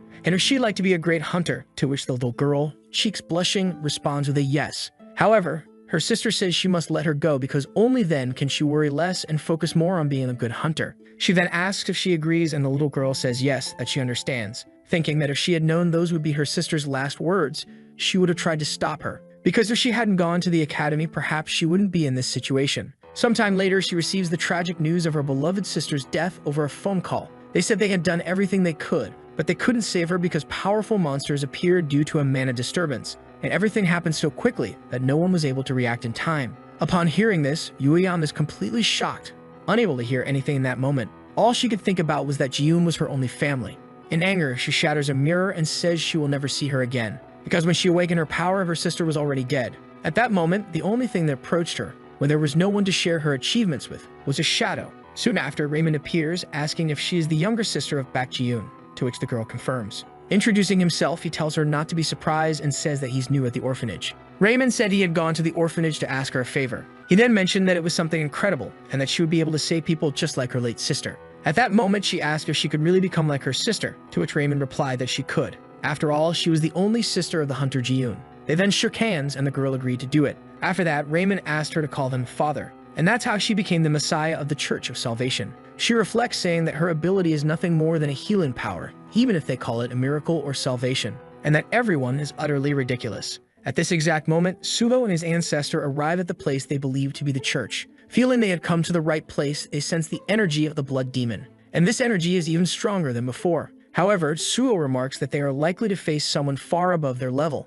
Meanwhile, Raymond gives a speech to all the church's devotees. He thanks them from the bottom of his heart, but everyone present starts praising the saint, claiming that they have all received salvation. Raymond says he has responded to the saint's call and will perform a miraculous ritual. Therefore, everyone should pay attention to this ritual. But at that moment, the church's door is completely destroyed. One of the men asks what happened, and Suo, who had destroyed the door, sarcastically asks if it was a miracle. He questions whether they really believe in such sweet notions. Raymond asks who the intruder is, and Suo tells him to try and guess. Approaching Raymond, he asks if Suo is an outsider, and those present wonder how an outsider found them. One of them asks if the church's location wasn't kept in total secrecy, and another responds that they have no idea, but that Suo is definitely a heretic. A devotee asks Raymond what they should do, to which he says they should be patient. Depending on the young man's desire, the saint might show mercy. But Suo interrupts, telling Raymond to keep that nonsense to himself, asking if he's so eager to act like a devout believer when he's nothing more than a trash bishop. In response, the bishop says Suo isn't there to join the Church of Salvation,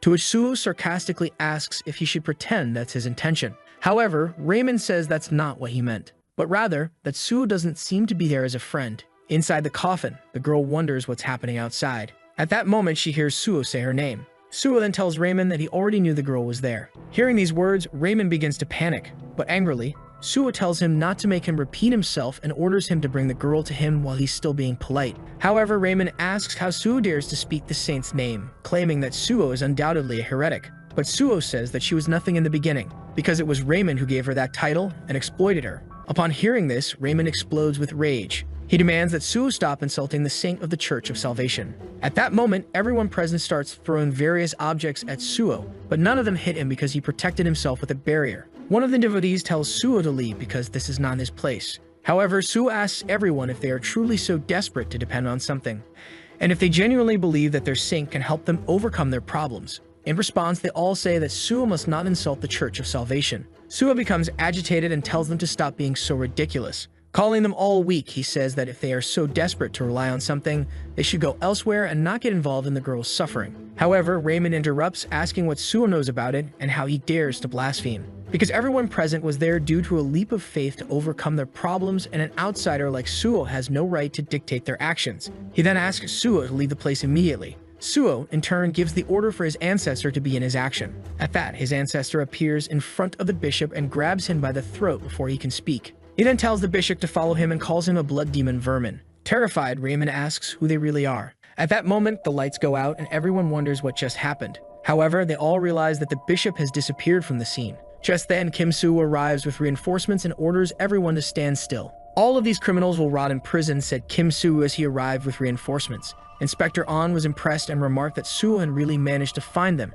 and now he understood why the director had allowed him to handle it. The director then asked why Hizek was waiting to deal with them, but Hizek questioned why he was receiving orders from another department. At that moment, one of the church's devotees shouted for everyone to flee, saying he would buy time for them to escape. But the others were against the idea, as it was too dangerous. However, he pleaded with them to run, saying he wouldn't be able to hold them off for long. He then charged toward the director, but before he could touch him, the man was engulfed in flames. The director quickly ordered his men to handcuff everyone, as time was precious. As he observed Suo, he wondered how Suo managed to grow stronger each time they met, resolving to remember never to provoke him in the future. Meanwhile, the Bishop Raymond appeared in another place and asked where he was. The celestial demon appeared behind him, answering that this world was Murim, a realm different from their dimension. He added that it had been a long time since he had spoken to anyone besides Suo. Shortly after, Suo appeared behind the bishop with a sword in hand, his eyes filled with fury. He demanded the location of the blood demon. Shocked, the bishop asked how Suo knew that name.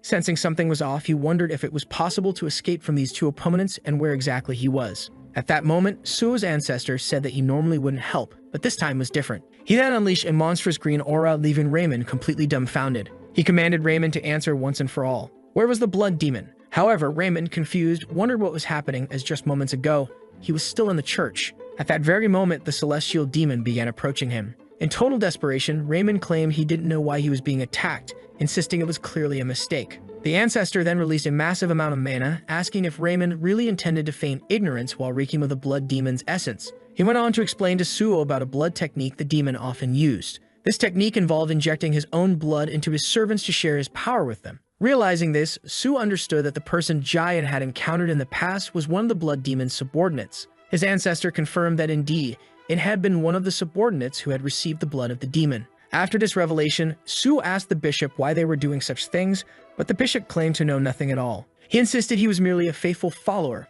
asking if there was any harm in that. Suo replied that it would be easier for him to make the sign of the cross before his death, but he ordered him not to interfere. The bishop then grabbed his cross and released his true power. Seeing all the energy emanating from him, Suo thought that this wasn't the energy of a mere hunter, and that it was definitely his internal energy. At this moment, Suo's ancestors said that the Church of Salvation was nothing but a front, and that its real name should be the Blood Cult, because they served the blood demon. Looking at a picture on the cross, Suo asked if the man in the photo was the blood demon they had been searching for, and his ancestor confirmed it. He then said he wouldn't deny the possibility that they had performed human sacrifice rituals for the demon's complete resurrection. Understanding the situation, Suo unleashed his mana, matching the bishop's energy. The bishop, in disbelief, thought he had never seen anyone with such energy besides himself or his leader. Suo then declared that the bishop would have one of the most painful deaths, because Suo would make sure of it. He then charged the bishop with his sword, but the bishop easily dodged the attack. Quickly, the bishop countered using his blood technique, summoning a panther from the blood.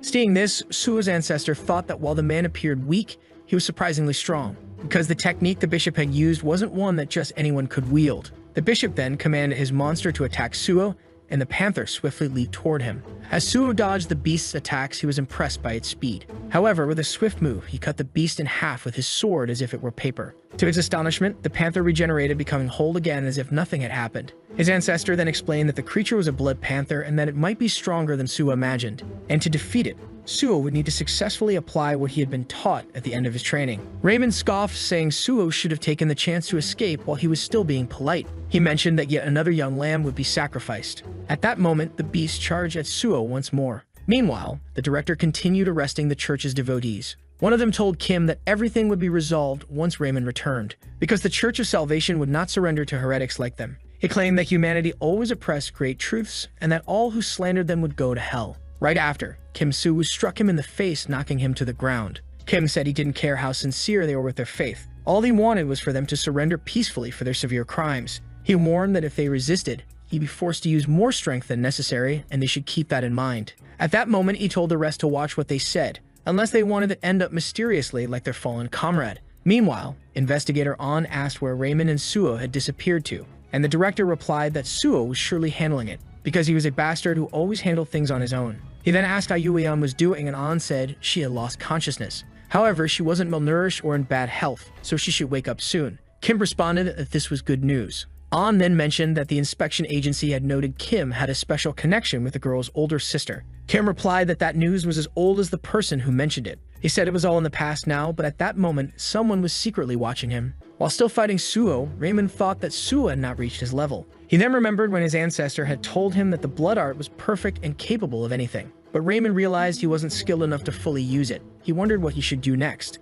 His ancestor told him to stay the course, starting with seated meditation. At that moment, Suo readied himself to use what he had learned and declared he was prepared. Raymond asked what he was ready for. He asked if Suo was admitting defeat, but Suo responded that it was nothing like that. In fact, Raymond was in deep trouble. At that moment, Suo's sword began to emanate a massive amount of energy. Suo then charged toward Raymond at high speed. However, his beast attacked, but Suo easily dodged its strikes. Once again, he cut the creature in half with overwhelming force. In disbelief, Raymond asked how Suo was capable of such a feat. The protagonist unleashed a series of attacks on the panther, which was powerless against his technique. The bishop, stunned, asked how such a thing was possible. He said that this was not something that normal mana could handle. Suba chuckled and asked if Raymond really thought he was the only one with tricks up his sleeve. Panicking, Raymond ordered his beast to attack, but Suo, now even stronger, countered the beast effortlessly. At that moment, Suo used a technique to freeze the panther. Finally, he cut off its head with ease. In desperation, Raymond exclaimed that it was unacceptable.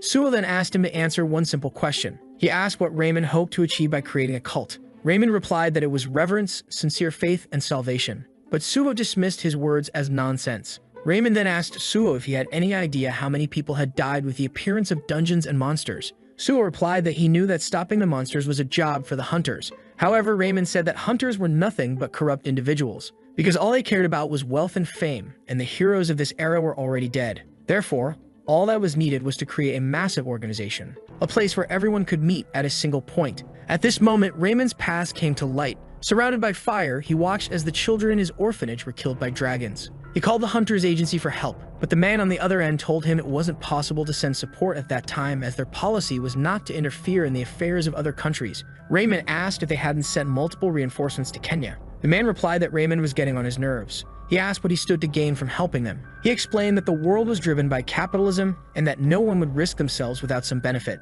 Raymond, in response, said that people were dying. At that moment, the man on the phone asked if Raymond understood just how profitable wars were, and that fortunately, this war was still ongoing before abruptly hanging up the call. Despite Raymond's attempts to contact various people, no one came to their aid during the crisis. Losing all hope, he realized there was nothing he could do but watch his church collapse. He lamented that his wife and son had died because of these selfish hunters. Suo then asked if Raymond had accepted the Blood Demon's offer because it promised him power, to which Raymond replied yes, and that serving the Blood Demon had made him feel complete. He explained that everyone else had received salvation in the Blood Demon's name, and the Blood Cult was his place of peace. They believed they would gain even more power to fend off the hunters and use that power to help those in need. At this moment, Suo seemed to feel a slight pang of sympathy for his enemy's story. However, he declared that there was no salvation in deceiving others. He shared that he used to lie to make things better, but the more he lied, the less his feelings mattered, and soon everything began to fall apart. In response, Raymond said that this was the kind of thing people who had everything always said. He told Suo to remember that killing him wouldn't change anything. Raymond then began to pray to his savior. Without hesitation, Suo beheaded him mercilessly. Suo's ancestor, observing the scene, thought that, as expected, Raymond's level was still low. With such weak energy, it wasn't even enough to slice through a fish. The ancestor mused that he needed time to grow stronger before he could take over Suo's body, and that he must accelerate Suo's development, and there would only be one way to do that. Suo, meanwhile, reflected that Raymond might have been a savior at first, but he had collapsed when he started relying on someone else. He then asked the celestial demon if he knew the blood demon's true goal. The ancestor replied that, as he had said before, he had no interest in anyone's intentions. Apologizing, Suo said that he should start considering it, as he was now curious about this nobody's intentions. In another moment, two men were talking in a room, lamenting the loss of one of their pawns. One of the men said it was ridiculous. He asked if the other had forgotten who he was. These two were likely behind everything that had happened so far. Shortly after, Yueyam woke up and asked where she was. Upon opening her eyes, she saw Kim, who told her it had been a while since he'd seen her. The girl asked what happened, and the director explained that she had been rescued after they raided the church. At this, she was completely shocked. The director then told her that she was finally free and could now relax. He apologized, saying that after she left the orphanage, he had tried to find her, but he had never imagined she was being imprisoned and exploited, and he blamed himself. However, the girl asked how any of it could be his fault. She explained that it had all happened because of her own naivety, that she had been too confident, and asked him not to blame himself. Kim then mentioned that the church's followers were being arrested quickly, though it was a bigger mess than he had anticipated, and promised to handle it as quickly as possible. He said this was to ensure that no one else would have to go through what she had endured, and he thanked her. Yueyam then mentioned that she had seen Kim on TV and had heard that he was the newest director of the Hunter Association. Although she was a bit late, she congratulated him. Kim then told her to stay at the government-provided building, saying he had already taken care of all the paperwork, and asked her to notify him when she was discharged. She thanked him for this. He then decided to leave and told her to take care of herself. However, before he left, she asked if the voice she had heard before fainting was Suo's, and if he had come to rescue her. Kim confirmed her question, and Yueyam understood the situation. At this moment, the director remarked that he knew well that she hated Suo for letting her sister die, but it was he who had rescued her. As Kim tried to continue speaking, she interrupted him, saying she already knew. She told him there was no need to say anything more, as she knew it was a painful topic for him. Yueyam then said she wanted to rest for a little longer, and that Kim could leave as he must be quite busy. At that moment, he asked her to make sure to contact him once she was discharged, to which she responded that she would see him soon. The girl then speaks to herself, thinking that Kim and Suo still have unresolved issues. Years ago, on the day of Jun's death, Suo went to talk to the girl. While she knelt crying over her loss, Suo called her to talk. She asked who he was, but then realized it was Jin Suo. Suo apologized, saying he was unable to protect her sister, admitting he didn't know how to apologize as a leader. At that moment, the girl wanted to hate him. She wondered why he had let her sister die and wanted to ask why such a good person had to die. However, seeing him completely wounded, she couldn't say anything. Nevertheless, she asked why he hadn't protected her sister. Suo responded that he was too weak, that he lacked the strength to save her. At that moment, the girl told him to leave as she didn't want to speak with him anymore. Before leaving, Suo apologized once more. She knew it wasn't his fault, but at that time she was young and just needed to vent, to express her pain, to have someone acknowledge the depth of her suffering. 4 days later, she learned that Suo had lost his hand when he was just a child. She thought that sometimes both Kim and Suo could stand to be a little more honest. In a presentation, a man announced that the third nominee for Best Actor wasn't an exaggeration, and that he was the big star of the year, deserving of a warm welcome. He mentioned that in a popularity poll among actors, the nominee had been the most popular for 6 consecutive months. As the young man received his award on TV, Suo's ancestor asked if he meant to say that pimp-like people were now in vogue. He commented that the guy looked like a brothel worker and questioned how a man could look like that, but Suo replied that his ancestor didn't have the right to talk, because times had changed and so had beauty standards. His ancestor grumbled, saying there was something wrong with the world and that he was the epitome of beauty. At that moment, they saw Im Hyewon receiving the award. Suo noted that his drama had achieved over 30% viewership, finding the result unsurprising. In his interview, Im Hyewon expressed how honored he felt to receive such an incredible award. He then sincerely thanked everyone who had supported the drama. A reporter pointed out that Im had been unknown for 7 years before finding success, and asked what the key to that success was, but Im replied that he wasn't sure. He explained that it was a long story and would be difficult to share on stage. Shortly after, a girl begged for her life, promising she wouldn't tell anyone and pledging her silence. The man, wearing a mask and holding a knife, slowly approached the woman. At that moment, the mysterious man stabbed her. Back at the awards show on TV, Im Hyewon said that regardless, he would continue as an actor and deliver an even better performance in the future. He once again expressed how honored he was to receive the award, concluding his speech. Then the mysterious man appeared and removed his mask. The killer was none other than Im Hyewon. After killing the girl, he thanked Kang Min-yeon for his words. Was he a real murderer, or was this just a scene from his movie? Days later, the actor spoke with his mother over the phone, thanking her for her congratulations and asking her to pass on his thanks to others. He promised to visit her on Chuseok, the Korean Thanksgiving. He assured her that everything would go well this time as the company had approved his leave. He said he would see her during Chuseok and asked her to try and get some rest before ending the call. Afterward, the young man looked at himself in the mirror in his room. However, when he closed his eyes, the reflection in the mirror changed to that of a man in a hood and mask. At that moment, he asked the masked figure if it was his turn tonight. That night while Suo slept, his ancestor reflected, thinking that he wasn't entirely sure, but Suo definitely had great talent. Even though he didn't want to admit it, the boy was able to learn martial arts at a surprising pace, although the man he had killed had been weak. He acknowledged that Suo was worthy of being called his descendant. However, he still hadn't developed enough. He hadn't yet faced the test to become the absolute strongest. That test would be a life or death situation. Only when he is capable of facing death, even when it stares him in the face, will he be able to achieve even greater strength, Suo's ancestor thought. However, this is not a simple opportunity to obtain. At that moment, the ancestor realized that if the opportunity wasn't presenting itself, he would have to create it. If Suo was truly worthy of serving him, he would need to prove it. He would have to show that he could survive without his help. As this realization dawned, a new scene unfolded with an interview starting with Kang Minhyun. Before recording, the staff asked him to check his microphone. Shortly after, an entertainment reporter introduced herself as Song Hanju, expressing how much of a pleasure it was to meet the actor. Minhyun responded politely. The reporter mentioned she was a huge fan of his, praising the series' persona and congratulating him on securing a second season of the serial killer show. Minhyun replied humbly, attributing the success to the hard work of the staff. She quickly assured him that he didn't need to be so humble, as he had just won the Best Actor award and she had been rooting for him to win. When she asked how he felt about receiving the award, Minhyun, with a touch of irony, asked her not to provoke him. The reporter then brought up a mutual acquaintance, director Lee Jung-juha, who had told her how kind Minhyun was to those around him. She asked if he had any plans after the interview.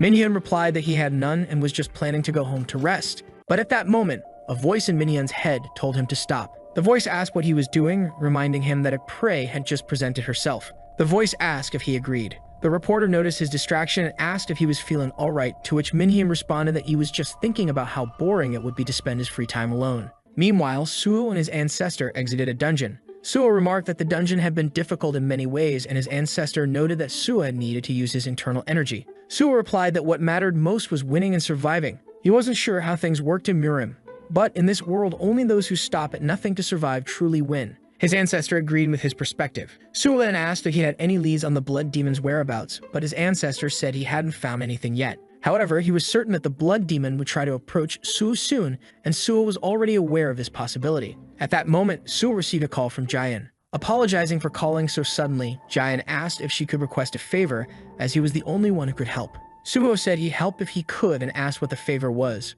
Jaehyun asked him to accompany her to a drama set that was filming near her home. She then asked if he knew about the drama featuring actor Kang Minhyun. Later, Suo found himself at the drama set. A news broadcast played in the background reporting that another serial killing had occurred in the Apgujeong area at midnight, shocking the entire country. Despite the formation of a special investigation team, the case had not been solved, prompting NGOs to pressure the police for results. Some were even calling for the reinstatement of the death penalty, hoping for a quick resolution to the case. The anchor, Yoo Mi-jung, concluded her report summarizing the events that had propelled actor Kang Minhyun to stardom. His outstanding performance in the drama caused a huge sensation and controversy, earning him the prestigious Best Actor award. The drama's story revolved around the protagonist, Sin Woo-yen, who had been underestimated his entire life due to his passive personality. Then, by coincidence, he found something that changed his personality entirely, the white persona mask. Suo asked his ancestor what he was doing but received no response. His ancestor sensed something strange. He wondered why there were traces of the blood demon in this place. At that moment, Jaehyun waved at Suo. She thanked him for coming so quickly, saying she hadn't wanted to go alone. Suo assured her it was fine as he had nothing else planned. He admitted he hadn't known such a famous drama was being filmed here. Jaehyun, equally surprised, said she hadn't either. She then confessed how anxious she had been when she found out. Suo, curious, asked if she wasn't underage as the series was rated for adults only. The girl then showed Suo her ID, revealing that she was already 20 years old, explaining that she had just repeated a year in school. Suo asked if she had everything ready and the girl confirmed. Despite her cheerful response, Suo doubted she was truly happy, as she had to attend classes with younger students. At that moment, the girl mentioned that the filming was about to start and called Suo to join her. Suo thought that even though he was dragged to watch the filming, it was a nice change of routine. Plus, he did enjoy Kang Minhyun's drama a bit. He admired Minhyun's past as an unknown actor. While taking care of his grandmother and family, Minhyun overcame all the pressure and criticism for his past failures. Eventually, he made it to the top, earning Suo's respect. During the filming, a woman called the director over to look at something. Upon seeing it, the director immediately instructed her to contact reporter Joan. The woman was shocked about what they had discovered, but her colleague reassured her. He mentioned that BS had increased security, and he was confident everything would be fine. Another man agreed, saying that Heju was familiar with dealing with killers anyway. The woman expressed her concerns and asked if they had also heard anything, stating she didn't fully understand the situation. The man interrupted, saying he understood what she was implying. He noted that this information hadn't been made public, and while the killer was trying to imitate the murders from the drama, there wasn't much they could do. If they reported this, it would cause chaos in Korea and lead to threats, as it would negatively affect the drama's ratings. Elle said she didn't even want to think about that possibility, and the woman agreed he was right. The man then told the woman not to worry and to try to calm down, knowing that the victim was her trainee. He added that the living must move on. Meanwhile, Suo found himself stuck in a large crowd. Jayan urged him to hurry. Suo wondered how the girl managed to slip through the crowd so easily and asked the people around him to make way. At that moment, a security guard asked everyone to step back for the safety of the actor and requested their cooperation. The crowd was in shock upon seeing Kang Minhyun. Upon seeing him, Suo felt a sense of foreboding. His ancestor then said that he finally understood. He congratulated Suo, saying they had just found another fragment of the blood demon. As the filming started, the girl noticed Suo sweating and asked if everything was okay. Suo asked how many people Sun Wooyan, the character, had killed in the drama. The girl replied that the character had killed 5 people. For some reason, this information made Suo feel deeply unsettled. At that moment, someone remarked that the next scene would be the 6th victim. As Kang Minhyun acted out his role, this character murdered a girl. He then declared that the last person who knew his identity was gone. With that, the scene ended perfectly. One of the crew members praised Minhyun, saying he was the best and that this season's ratings would be phenomenal. A girl then told the director that Minhyun's performance was so realistic that it felt like someone had truly been murdered, and she asked how he could act so convincingly. The director told her to stop, saying Minhyun was just provoking them and that they shouldn't flatter him too much. The man replied that he wasn't just provoking anyone, he was genuinely in awe of Minhyun's acting. He said he had followed Minhyun's career since his debut and was amazed at how much he had grown as an actor. He asked if Minhyun was really the same person he knew. Minhyun responded with a sarcastic "probably." The audience members remarked that seeing his performance in person was even scarier and incredibly intense. Someone else noted that he was unbelievably handsome and asked if he was really already 30 years old. Suo couldn't help but think that this guy seemed perfect. His celestial ancestor had been right. The power radiating from him was undoubtedly from the blood demon. A celestial demon confirmed this, saying that Minhyun was indeed powerful, and even if Suo used all his strength, it would be a tough battle. He then asked if Suo still intended to face him despite everything. Suo thought that he would make the first move and hoped his ancestor was ready to accompany him. At the end of the day, the filming crew thanked everyone for their participation. Jayan remarked that Suo had left in a hurry and wondered why he had said what he did. Suo had told Jayan to stay away from Kang Minhyun, warning her that being near him could be dangerous. The girl asked what he meant by that, but Suo simply insisted that she must stay away from him no matter what. Later that night, Jayan spoke to herself, lamenting that she had barely worked up the courage to ask Suo out. Meanwhile, Suo was running swiftly, following the blood demon's trail. He thought that based on what Jayan had said, the next victim would appear in the next episode of the drama, and that the masked number signified the number of people murdered. This made the situation all the more dangerous. Upon arriving at a location, Suo sensed something strange. He wondered why he was feeling an energy emanating from a dark alley. He hadn't expected that the killer would be hiding right next to him. At that moment, the assassin attempted to stab Suo. However, all the killer managed to do was graze Suo's face with a blade. The assassin then mentioned that he had been told that someone dangerous would come after him. He asked if Suo was the person his master had warned him about. Suo, in turn, asked if the man had received power from the blood demon. But the young man replied that he had not only received power, but also everything else. His body, his soul, and even his life. He declared that he would complete everything. Suo remarked that the young man had completely lost his mind. The assassin attacked again, but Suo easily dodged. As Suo prepared to counterattack, his opponent managed to strike back. Suo, unsure of what had just happened, since he couldn't even see the man's movements, wondered if the attack had been that fast. But then he realized it wasn't that the attack was too quick. Rather, he had become slower and asked if the young man had used poison. The assassin apologized, saying he had no choice. He explained that he needed to protect what was his, and that he must become whole.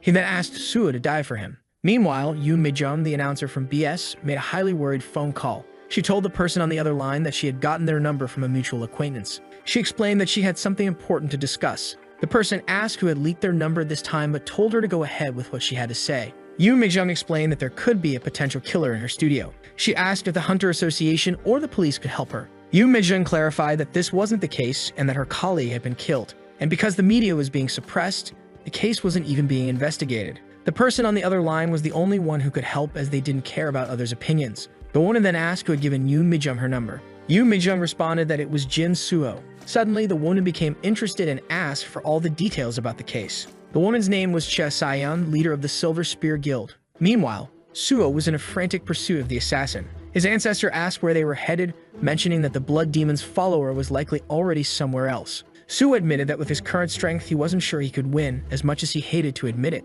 The energy of his enemy was overwhelmingly strong. Therefore, he needed an ace up his sleeve. Without something that would guarantee his victory against Kang, it would be pointless to confront him. His ancestor asked if this had something to do with the memories Suo had seen of the victim who was murdered hours before. Suo didn't answer, leading his ancestor to believe he had guessed correctly. Hours earlier, Suo had gone to meet Yoon Mi-jung and asked if he could come inside, saying he had something to tell her. The woman asked who he was as she had never seen him in the area before. Suo introduced himself as a B-rank hunter. He then mentioned that he knew about her colleague who had been murdered. Shocked, the woman asked how Suo knew about that. Suo explained that he needed her help, revealing that he had seen her colleague Song Hee-ju in the victim's memories, and that he had also seen her being killed by actor Kang Min-yeon. Knowing Kang, she asked if this was some kind of joke. However, upon seeing Suo's serious expression, she realized this was no joke and was completely shocked. Suo, understanding how difficult this might be to believe, mentioned that Yoon Mi-jung treated reporter Song like a sister. He added that this was her chance to expose the unjust death of the poor girl. The woman, moved by his words, decided to help and asked what she needed to do. Suo instructed her to contact someone and ask them to come after him. He then handed her the card of the Silver Spear Guild's leader. Surprised, Yoon Mi-jung asked how he had obtained the leader's number, but Suo said there was no time to explain, emphasizing that if they delayed, another victim might appear. He urged her to call the guild leader and ask her to find him as only her power could help. The girl asked why Suo couldn't make the call himself. Suo explained that if he were the one to call, the leader would ignore him, which is why it was better for her to do it before he ended up dead. Back in the present, Suo found himself face to face with the assassin, clearly at a disadvantage. In that moment, he wondered if this was the end for him. After all the hard work he had put in to reach where he was, he thought he couldn't die in such a place. As he tried to summon his power, Suo realized he couldn't accumulate his energy. The assassin commanded him to stay still, saying that at least he would grant Suo painless death. Suo, frustrated, asked the celestial demon what was happening, why he couldn't gather his energy. The celestial demon responded that the energy had never truly belonged to Suho in the first place. He asked if Suho hadn't understood that all the energy he had been using was merely a fraction of the demon's own power. Suho, now desperate, told him to stop and question what all his training had been for. The celestial demon mocked Suho, asking if he really thought that with such pitiful effort he could use even a sliver of the demon's power. This left Suho deeply shaken. He couldn't believe it was true, but if it was, it meant that nothing had changed within him until now. While observing Suo's next moves, the celestial demon thought that the young man had held up well so far. Suo had improved considerably and managed his internal energy better than before. However, it would still be impossible for Suo to master the demon's techniques with only this level of effort. At best, Suo could fight against a fragment of the blood demon if he relied on his current energy. And if the demon's intuition was correct, the time was approaching. Meanwhile, Suo continued his frantic fight against the assassin. Despite his struggles, he managed to avoid being struck. At that moment, Suo realized he needed to buy some time. The situation would only change if Cha Sion arrived to help him. Suo then asked Kang if he had received a mirror from the blood demon. Kang confirmed and asked how Suo could forget the moment he was chosen. Suo interrupted, telling him that he wasn't chosen, but merely used.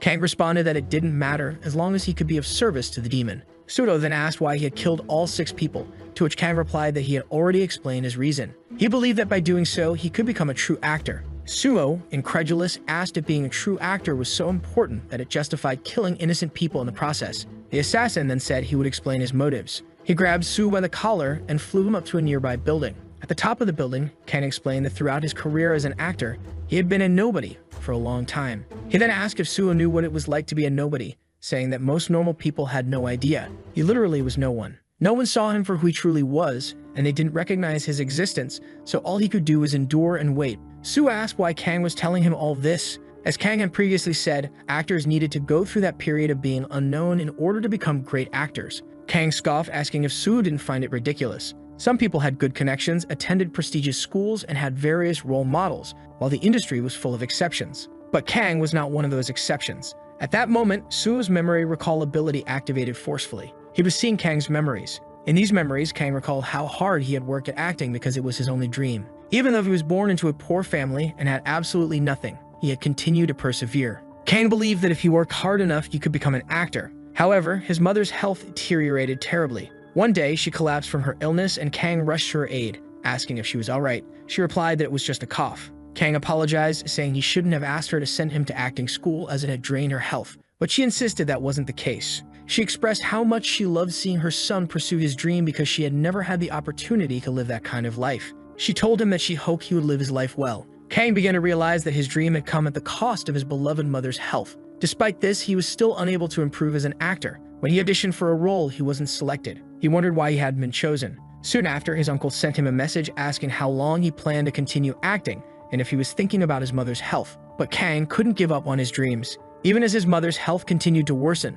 he pressed on. He had become a burden to those around him, and people began telling him it was time to give up because he had no talent for acting. These comments pierced him like thorns, slowly tearing him apart. Then suddenly, a miracle happened in his life. Kang asked Suo if he knew what his first acting gig had been. Suo had no idea. Kang, seeing Suo's confusion, decided to reveal it. His first role was in The Sorrows of Young Werther, a play by Goethe. Kang mentioned that he had realized something while reading the work. The story wasn't just about the adultery of a man who loved a married woman. Kang began to speak about The Sorrows of Young Werther by Goethe, saying that while many focused on the tale of a man who loved a married woman, he had been searching for something more fundamental. As he removed his mask, he muttered Lot repeatedly. He declared that he had been searching for Lot all along. Then, reflecting on the story of Werther, Kang mused that it was the tragic tale of a man who loved Lot even though she was already engaged. At that moment, Suo asked if the Lot Kang spoke of wasn't actually a woman, but rather the acting talent he couldn't attain through hard work and the desperate desires for success. He wondered if Lot symbolized Kang's ambitions, his muse. Suo acknowledged that he now understood why the blood demon had used Kang, but Kang dismissed the conversation, saying it was time for the curtains to close. Suo responded that he could understand Kang, and that he was the first person to whom he'd ever said those words. But that was exactly why Kang had to die. Suo unleashed a massive burst of power with his sword. He told Kang that it was time for him to wake up from his dream of lies. Suo's energy surged, glowing brighter, leaving Kang astonished by the magnitude of his power. Suo then addressed the blood demon, declaring that this assassin had even manipulated the dreams of others.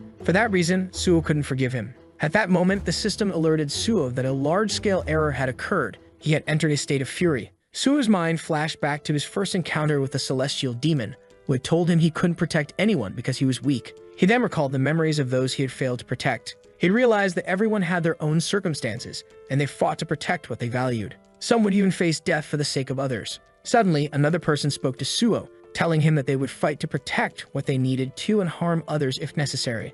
At that moment, blood began to drip from this person's face. For some reason, Suo's own eyes also began to bleed. Back in the present, Suo seemed different. His eyes had turned completely green and blood ran down his face. His expression was emotionless. Suo declared that unlike the blood demon, he didn't treat people as toys. He then released even more of his overwhelming power. Suo mentioned that earlier, Kang had said he had no choice but to protect what was his and had asked Suo to understand that. However, Suo responded that Kang must now accept that same fate, and he couldn't blame anyone if he died here. At that moment, Kang gave a chilling smile, donned his mask, and replied, "Of course." The two of them then charged into a deadly confrontation. However, the system warned Suo that he was on the verge of collapse. Yet the battle didn't slow down, it became even more aggressive. As they fought, Suo noticed that the flow of his internal energy had become smooth. He realized it was different from before, as his body was now naturally circulating power and accumulating it in his core. He wondered if this was the true power of the divine art. Suddenly, a dagger was thrown at him, but Suo caught it effortlessly. Kang warned him not to get distracted during a fight or he might get hurt, but Suo retorted, asking if he would really be injured. He tossed the bloody dagger to the ground and revealed that his wounds had already healed. Kang, somewhat intrigued, remarked that, as someone had said before, Suo was quite fascinating and could become a valuable object. Suo, however, responded that Kang's tricks wouldn't work on him anymore. In an instant, Kang seemed surprised. He was immediately hit by Suo's next attack. As they continued their fierce battle, Suo reminded Kang that he had already told him he would die here. Shaken by Suo's immense strength, Kang admitted that Suo was the strongest opponent he had ever faced. He then said he would have to take the fight more seriously. At that moment, Kang unleashed a terrifying amount of dark energy, but Suo scoffed, saying that Kang continued to talk nonsense. The fight between the two became increasingly intense. As they clashed, Suo recalled a man he had seen in his thoughts some time ago. He wondered who that man wasn't him. However, Suo pushed those thoughts aside and continued attacking the assassin with simultaneous strikes, though he still wasn't entirely certain. But the only certainty he had about anything was about what he needed to do at that exact moment. Then both used their techniques, since at the end of this battle, only one would survive. So, as soon as both used their techniques, the assassin took a precise hit, making him completely lose his ability to fight. Then the protagonist says that he lost this duel, and that the time for the final credits to roll had come. Right after that, he places his sword on the assassin's shoulders. Then the assassin mentions that he understands, and that it would have been a beautiful ending, even though it's not so beautiful for him. But the protagonist interrupts him, saying that he could have been a good person, a much better person than he imagines, for his family and fans who believed in him. Then the assassin asks what he meant by that, because he knew that redemption was no longer an option for him, since he was an assassin who had already killed 6 people, and in these stories it should end as a singular victory, where the audience always wants to see a good story where the hero defeats the villain in the end. The reason he desired to be complete, to succeed, and also why he wanted to find Lot, was all just for these reasons, that the protagonist says that it was time to end this. So at that moment, he says goodbye to the assassin and prepares to eliminate him. But before he could do it, a person with mysterious purple hair suddenly appears, stopping the fatal attack. This woman was Sayan. At that moment, Suho tells the girl to get out of his way, saying that he was sure the silver spear had already finished its investigation. Then he asks if she got any idea what the assassin she was protecting had done, to which the girl responds that yes, he may be an assassin, but that doesn't mean he also has to become one. Hearing those words, the protagonist is shocked because he hadn't thought about it. Then he thinks that this really was a murder, and then he just needed to kill him. Then he wonders when he started thinking like that. At that moment, the celestial demon appears beside him with a malicious smile. For this reason, Suho asks him when he would stop, but the girl interrupts him and asks how long he plans to deal with everything alone, because he had already done it before and now he was doing it again. Before Suho could respond, he realizes something was wrong. Then he warns Sayan that there was something behind her, but it was just Kang reacting to avoid being caught, jumping to a higher part of the building. So Suho says he was quite persistent, but at that moment, Kang says that being handed over to the police and having his name in the news would be an extremely boring ending and asks if Suho doesn't agree. Shortly after, the girl asks what he was talking about, but at that moment, Kang makes the final gesture of Kurt Cobain. Then the protagonist shouts for Kang to stop. However, he thinks the reason his mask remains at 7 is because he would meet Hades sooner. Right after, Kang says that every great story needs a twist, because now it would be a true farewell. He says goodbye to his dear lot. Suho tries to call them to stop him from going through with that idea. But at that moment, Kang starts seeing images of his successful life. But unfortunately, he ends up passing away. Sometime later, the entire population is notified that the criminal behind the serial murders in recent months was actually the actor Kang, who, after being exposed as the assassin, tried to escape, but his attempt was thwarted by the hunter Sayan. The police are currently searching for additional victims, so the protagonist thinks that since the names must be listed in the credits, they have no choice but to place Kang as the lead actor. Some time later, Sayan meets with the protagonist and asks how he's feeling and if he had recovered, to which he replies that he was fine, since the worst things happen only when he's working as a hunter, and to begin with, he had very little time this time. At that moment, the girl asks when he realized that Kang was the assassin, and then he says that by coincidence, one of the victims was an acquaintance. Setting that aside, he asks how she found him so quickly, because if she had delayed, he surely would have eliminated him. So he mentions that in fact he never imagined that she would help him because of an accident in the past, even if it meant his death. But the girl responds by asking how she could do something like that to someone who saved her own life. Then the protagonist says that's all in the past now, and this time it was different, because this time it was she who saved him. But at that moment, the girl says that he had already won the fight and that she just didn't want him to become a killer. So Suho says he already knew that and thanks her, then mentions that was all he wanted to say. At that moment, he thinks that if she hadn't found him in time, he would definitely have become a murderer, and that would have been dangerous, because he could have completely lost himself, and that's exactly what the celestial demon wants. However, at that moment, the girl says that on the day of Kang's death, she noticed he had become much stronger, to the point of being incomparable to the person she had known. Then she asks how he managed to achieve such a feat, and the protagonist asks if this time she couldn't just turn a blind eye, because in the future he would have nothing more to hide from her, but that he just needed a few months, so he asks if she could be capable of that. Then the girl responds that she will indeed be able to do that for a few months, but she asks him to answer at least one thing. Next, she asks if the power he was using, assuming she didn't see it wrong, wasn't the mana that hunters normally use, and if his violent supernatural power was related to how he had gotten so strong.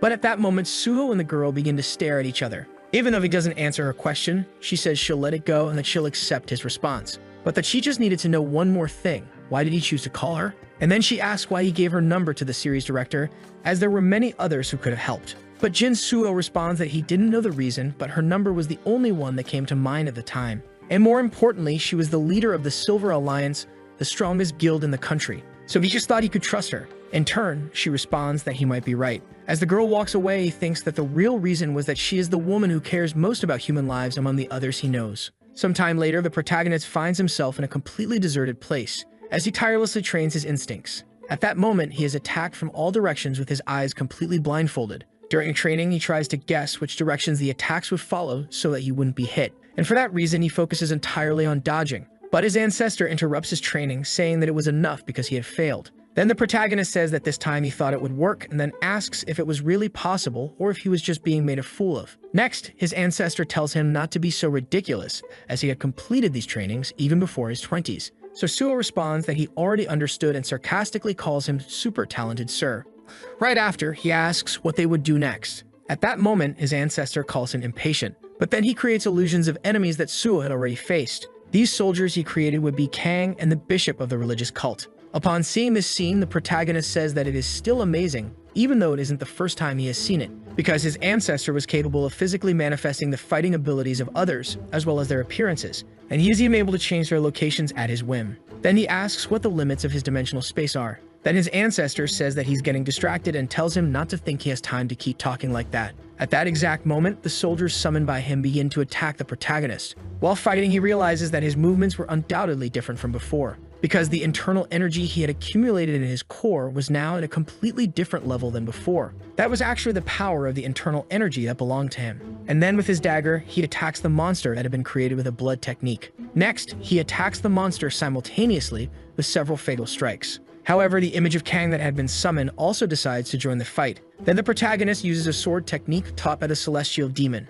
And finally, he tries to freeze everything around him. While watching the fight, the ancestor thinks that in the end, he would have been able to validate his own worth after having overcome even death, and that he was worthy of being part of his lineage because his growth rate wasn't bad at all, but it still wasn't good enough. Then the protagonist thinks that he needed something more to confirm how strong he had become, because he believes that's the only way. Sometime later, the protagonist seems to be on a call with director Kim. On the call, Kim mentions that he probably already knew, but the National Hunter selection would begin soon. Then he asks if the protagonist would participate, but Suo replies that if he participated in that, everyone would end up knowing that the laziest student had become strong, and that nothing good would come from receiving all that attention again, because there's a huge amount of national sponsorship funds and the right to investigate while working for the government. However, at that moment, the director says that he would have access to star hotels all over Korea along with other benefits in exchange for revealing himself to the government, and that an identity would be created for him while working for the government. Then he mentions that Suo would receive more benefits than he could imagine.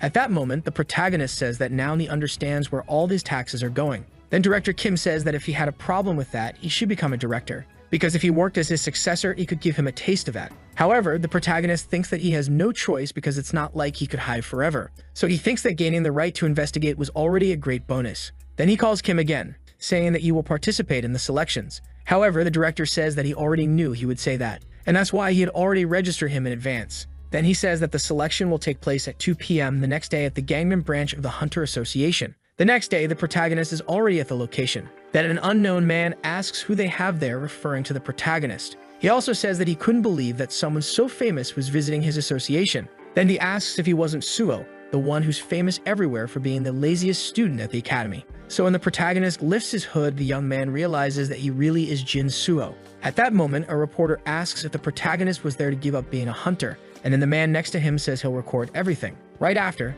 the man in front of Suo asks if he was really there to return his hunter's license. However, Suo responds that he was there for the promotion battle, and if he had any problem with him, he should resolve it in the arena. With a dark look, he calls the young man a loser. The name of this young man is Chu Seokyeon. He is known for provoking others, and currently his job involves participating in several shows. He's someone of rank A and naturally of a higher rank than Suo. Back to the protagonist, at that moment, the young man asks what he had said. Then Suo responds that he called him a loser, and that he imagines the young man still wastes time with his inferiority complex toward him. Hearing those words from Suo, the young man becomes extremely frustrated. Immediately after, the protagonist tells him to get out of his way and stop standing in his path. While continuing on his way, Suo thinks that Kim Suo was a worthy rival at the academy. Chu Seokyeon is something entirely different, because he used various dirty tricks to defeat him. He probably got lucky to receive an excellent skill, while sticking to those foolish tactics, and that's why he was able to rise to rank A. Then his ancestor asks if he had ever shown the young man despair before, and Suo responds that yes, he had. Since back then, no matter how hard he tried, he couldn't go that far. Then he mentions that seeing someone circumvent the limits he faced head-on without any effort naturally made him indignant. Right after, his ancestor asks if that was no longer the case. Then Suo responds that yes, there's no reason for that anymore. After signing up for the selection, a woman tells him to go to rank B waiting room number 4 and asks if he was a participant in the ranking battle. At that moment, Suo responds that not only will he participate in the ranking battle, but also in the promotion battle. Meanwhile, the fighting arena is in full swing with an intense battle taking place. Then a woman appears, a little angry, asking if the rank B battles hadn't ended yet. She mentions that she is quite disappointed because she hasn't seen anyone interesting yet. The man next to her responds that no one starts out strong. Meanwhile, the fighters were fighting frantically for victory. Then the girl says that even considering that this year seems to be rather weak among talented hunters. Setting that aside, she says it's good that the guy keeps his promise because the Moon of Death will give top priority in negotiations with the next talented rookie. But at that moment, a voice from the background says that this isn't going to happen. Then the girl asks who said that. Looking back, she realizes that it was actually the hunter Kim and the hunter Cha. At that moment, she asks what the two of them were doing there together, because it was surprising to see two rank as hunters together, especially when one of them is the reclusive leader of the Silver Spear. Then at that moment, the young man asks the director if some monstrous rank B rookie is going to show up. However, he responds that it's not exactly like that, because he thinks it's more like an old rookie. Then the young man asks who he would be. This young man would actually be Jin Suo. Everyone is surprised and asks if the laziest student is really going to participate, and if this was just some kind of joke. At this moment, the young man tells the girl that he thinks the director is being dead serious. But at that moment, Hunter Cha asks how much the director thinks the protagonist has progressed. Then he responds that Suo should at least be among the best rank of hunters. Then Hunter Cha asks what the limit is, but there's no limit, and that's why he responds that it makes no sense to define a limit to his potential. Already in the waiting room, Suo thinks that the Hunter Association is the host of the ranking and promotion battles, even though they claim that the goal is to select honorable hunters for the country. But the real motive is actually to use the country's name to keep hunters in check and under control. This ranking battle will determine the numerical position of hunters within their respective ranks, while the promotion battle is the gateway to the next rank. At that moment, Hunter Yang Jaehyuk is declared the winner of the ongoing battle. Seeing the young man's victory, the protagonist says that this is troublesome. Then he thinks that ranking battles are a must to enter the promotion battles. And as far as he knows, Shu Sekyun is the weakest of rank A. Since his goal is promotion, it's almost certain that they will face each other. But he thinks it doesn't matter because it's irrelevant. At that moment, Jin Suho is notified that it will soon be his turn to fight. Then the young man says he will guide him to the arena. Next, the battle announcer notifies everyone that the next battle is about to begin. Entering from the left side of the arena is rank B hunter number 171. His name is Gu Hyunjong, and his opponent, coming from the right, also of rank B, was Jin Suo. But everyone is shocked to learn that Suo is going to participate, because they thought he had given up being a hunter. However, Suo thinks that since everyone is expecting a show, then a show they will have. But it will come at a high price. His opponent then says that it's an honor, because he didn't expect to face the laziest student there. However, Su asks if he's going to fight with his mouth and if he doesn't think it's better to keep quiet so they can start the battle already. In turn, the young man says that Suo seems very confident, so he won't hold back. Then he thinks that although he didn't know Jin Suo was still a hunter, there's no way he could lose to him, because he's a rookie from the Altar, which is the 14th largest guild in the country. Next, the countdown to the duel between the two begins. As soon as they receive the signal to fight, the young man charges at the protagonist with everything, saying he's going to end it in an instant. But as he draws his sword, he notices that the protagonist is unarmed and all he had done was ready his fist. At that moment, he asks why the protagonist wasn't carrying a sword. But before he can react, Suo delivers an extremely powerful blow, ending the battle in just one strike.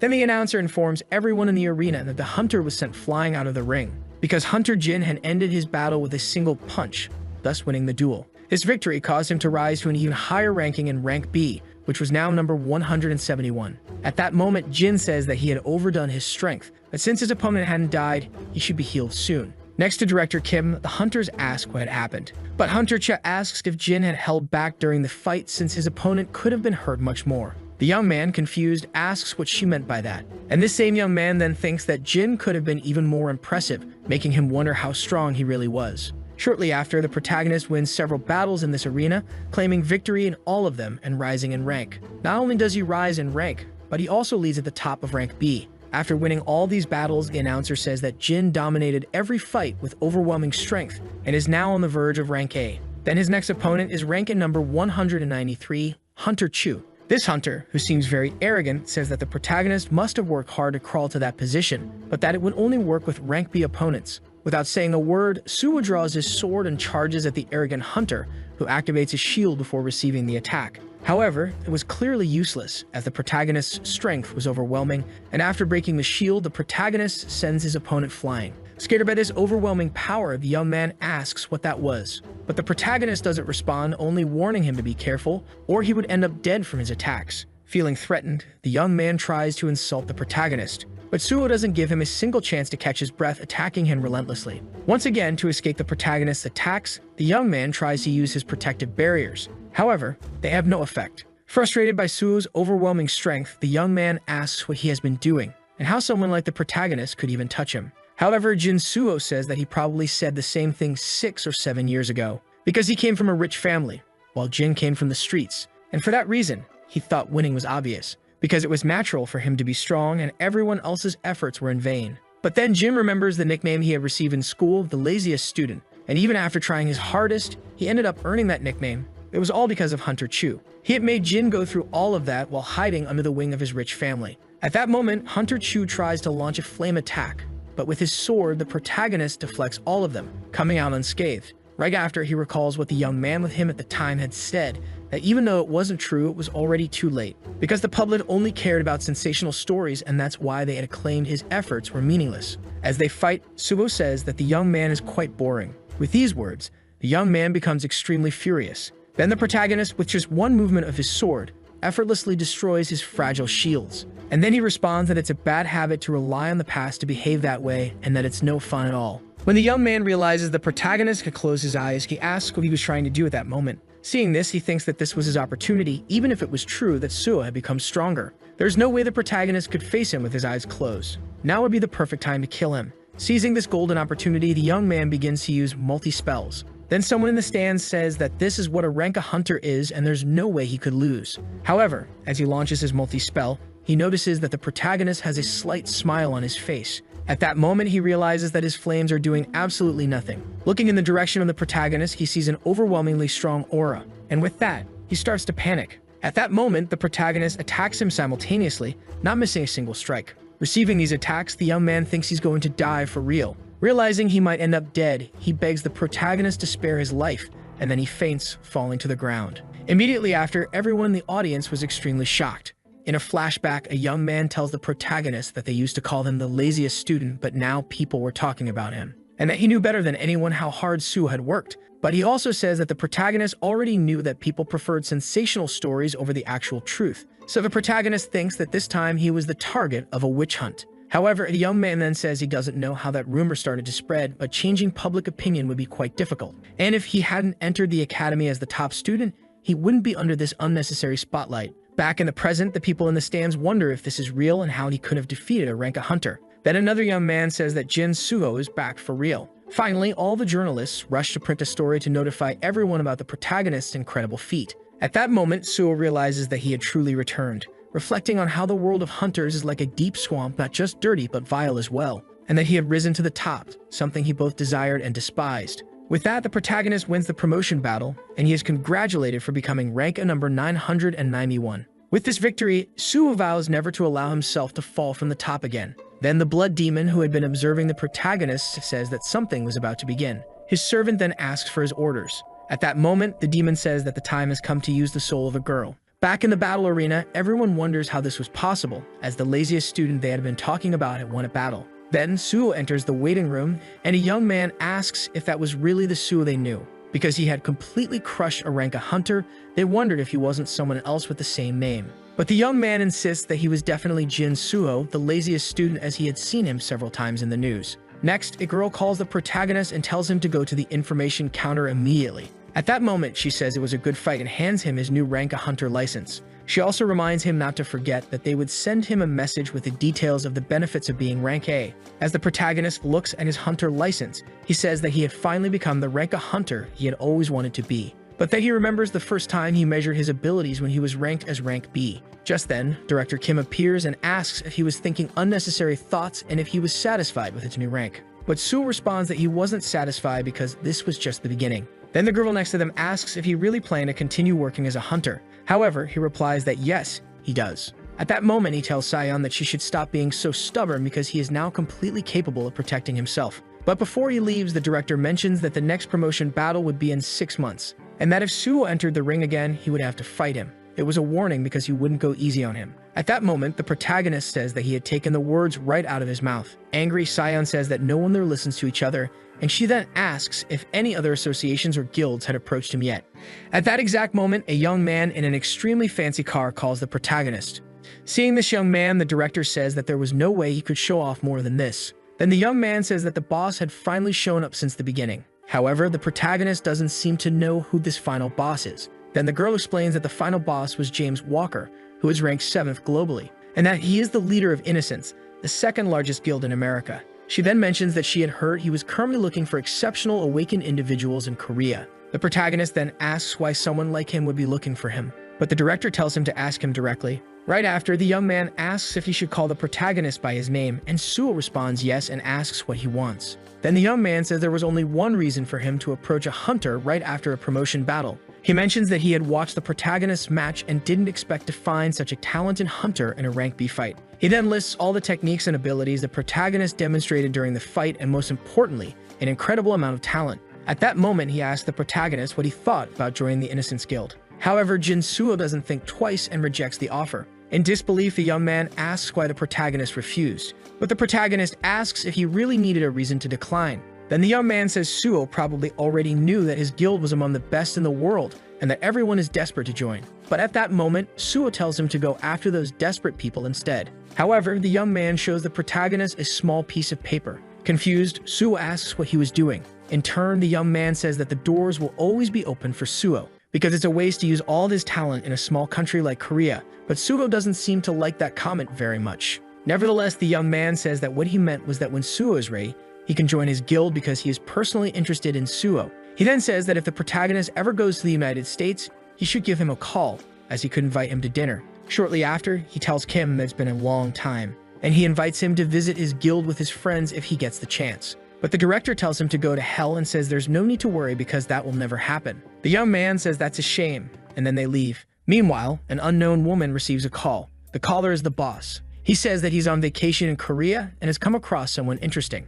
The woman responds by asking if she hadn't already told him not to cause any trouble, and if he's just going to talk nonsense, she's going to hang up. Right after, Walker says that if she hangs up, she'll regret it because this person is extremely valuable. The woman replies that if he's lying, he can consider himself a dead man. However, Walker says he found a hunter using a power that isn't mana and asks if that's enough for her. Back to the protagonist, he asks how long the director and the woman plan to follow him. But at that moment, the director tells him not to think they're there to watch his match. So the protagonist asks what their reason for being there is. However, the woman says they're going to visit Yueon because the girl was very worried, thinking her friendship had been affected because of her sister. But the director says that the blame for not protecting the girl falls on all of them, which is why they're going together to reassure her. At that moment, Suo says the director was about to die and asks why he would act so out of character, and he asks him to show that kind of consideration toward him instead. Hearing those words, the director tells him to stop talking nonsense or he'll kill him. However, the woman gets irritated and tells both of them to shut up. Moments later, the three of them arrive at the hospital where the girl they intended to see was.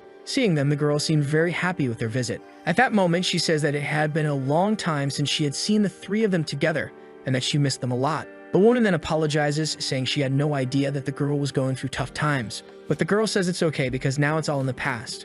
She then says she's very happy that all three of them came to visit her together. Shortly after, Hunter Cha asks how she's doing. However, a strange little boy appears behind them. This little boy tells Yueyan that he saw something strange again, but then he asks if those three people with her were her friends. The girl explains that he's a young boy from the ward next door, and he's always falling and getting hurt. Because of that, while she healed him, the two of them became friends. At that moment, she thinks to herself that he really reminds her of her older sister. Her sister was always healing others and taking care of those younger than herself. Then the protagonist introduces himself to the boy, who seemed a little scared. Suo then asks him what his name is. But for some reason, the boy becomes completely panicked, pointing his finger at the protagonist and saying that he was really strange. At that moment, the director says he knew this was going to happen. He jokes that maybe Suvo should look in the mirror before saying he looks intimidating. However, the protagonist tells him to be quiet and then asks the little boy what he thought was strange. The young boy then says that there was a ghost behind him. He asks what was up with the ghost that was behind him. Suo seems a bit shocked and asks the boy to repeat what he said.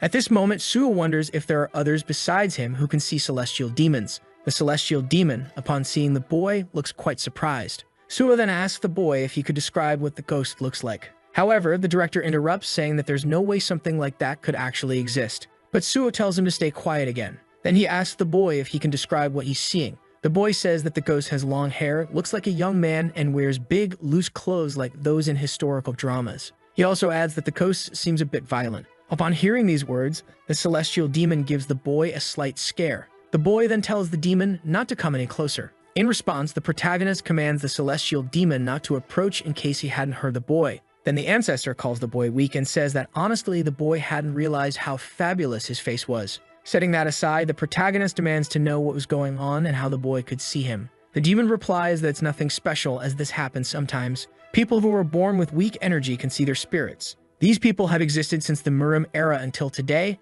and this child is probably one of them. At this moment, Cha asks if Suo really believes what the boy is saying because ghosts don't exist in this world. The girl, who was being squeezed by Cha, says she couldn't breathe because she was being held too tightly. In turn, the celestial demon gets irritated and asks how they dare deny his existence when he's right in front of them. He calls them reckless, but the protagonist tells him to be quiet. Suo then asks Cha if she had forgotten that they live in a world where monsters come out of portals. He questions whether it would be that strange for ghosts to exist. However, the director responds by saying that it seems like Suo knows something about this. At that moment, a massive wave of mana begins to emanate around them. All the mirrors nearby start to shatter. Then Miss Che tells everyone to breathe as quietly as possible and to move without making any noise. Unsure of where this mana is coming from, everyone feels confused. Suo explains that this was a dungeon break that had failed to be cleared and reached its limit, eventually exploding. At this point, the director says that in such situations, all the monsters from the dungeon would be released into the outside world. In other words, the hospital had turned into a dungeon.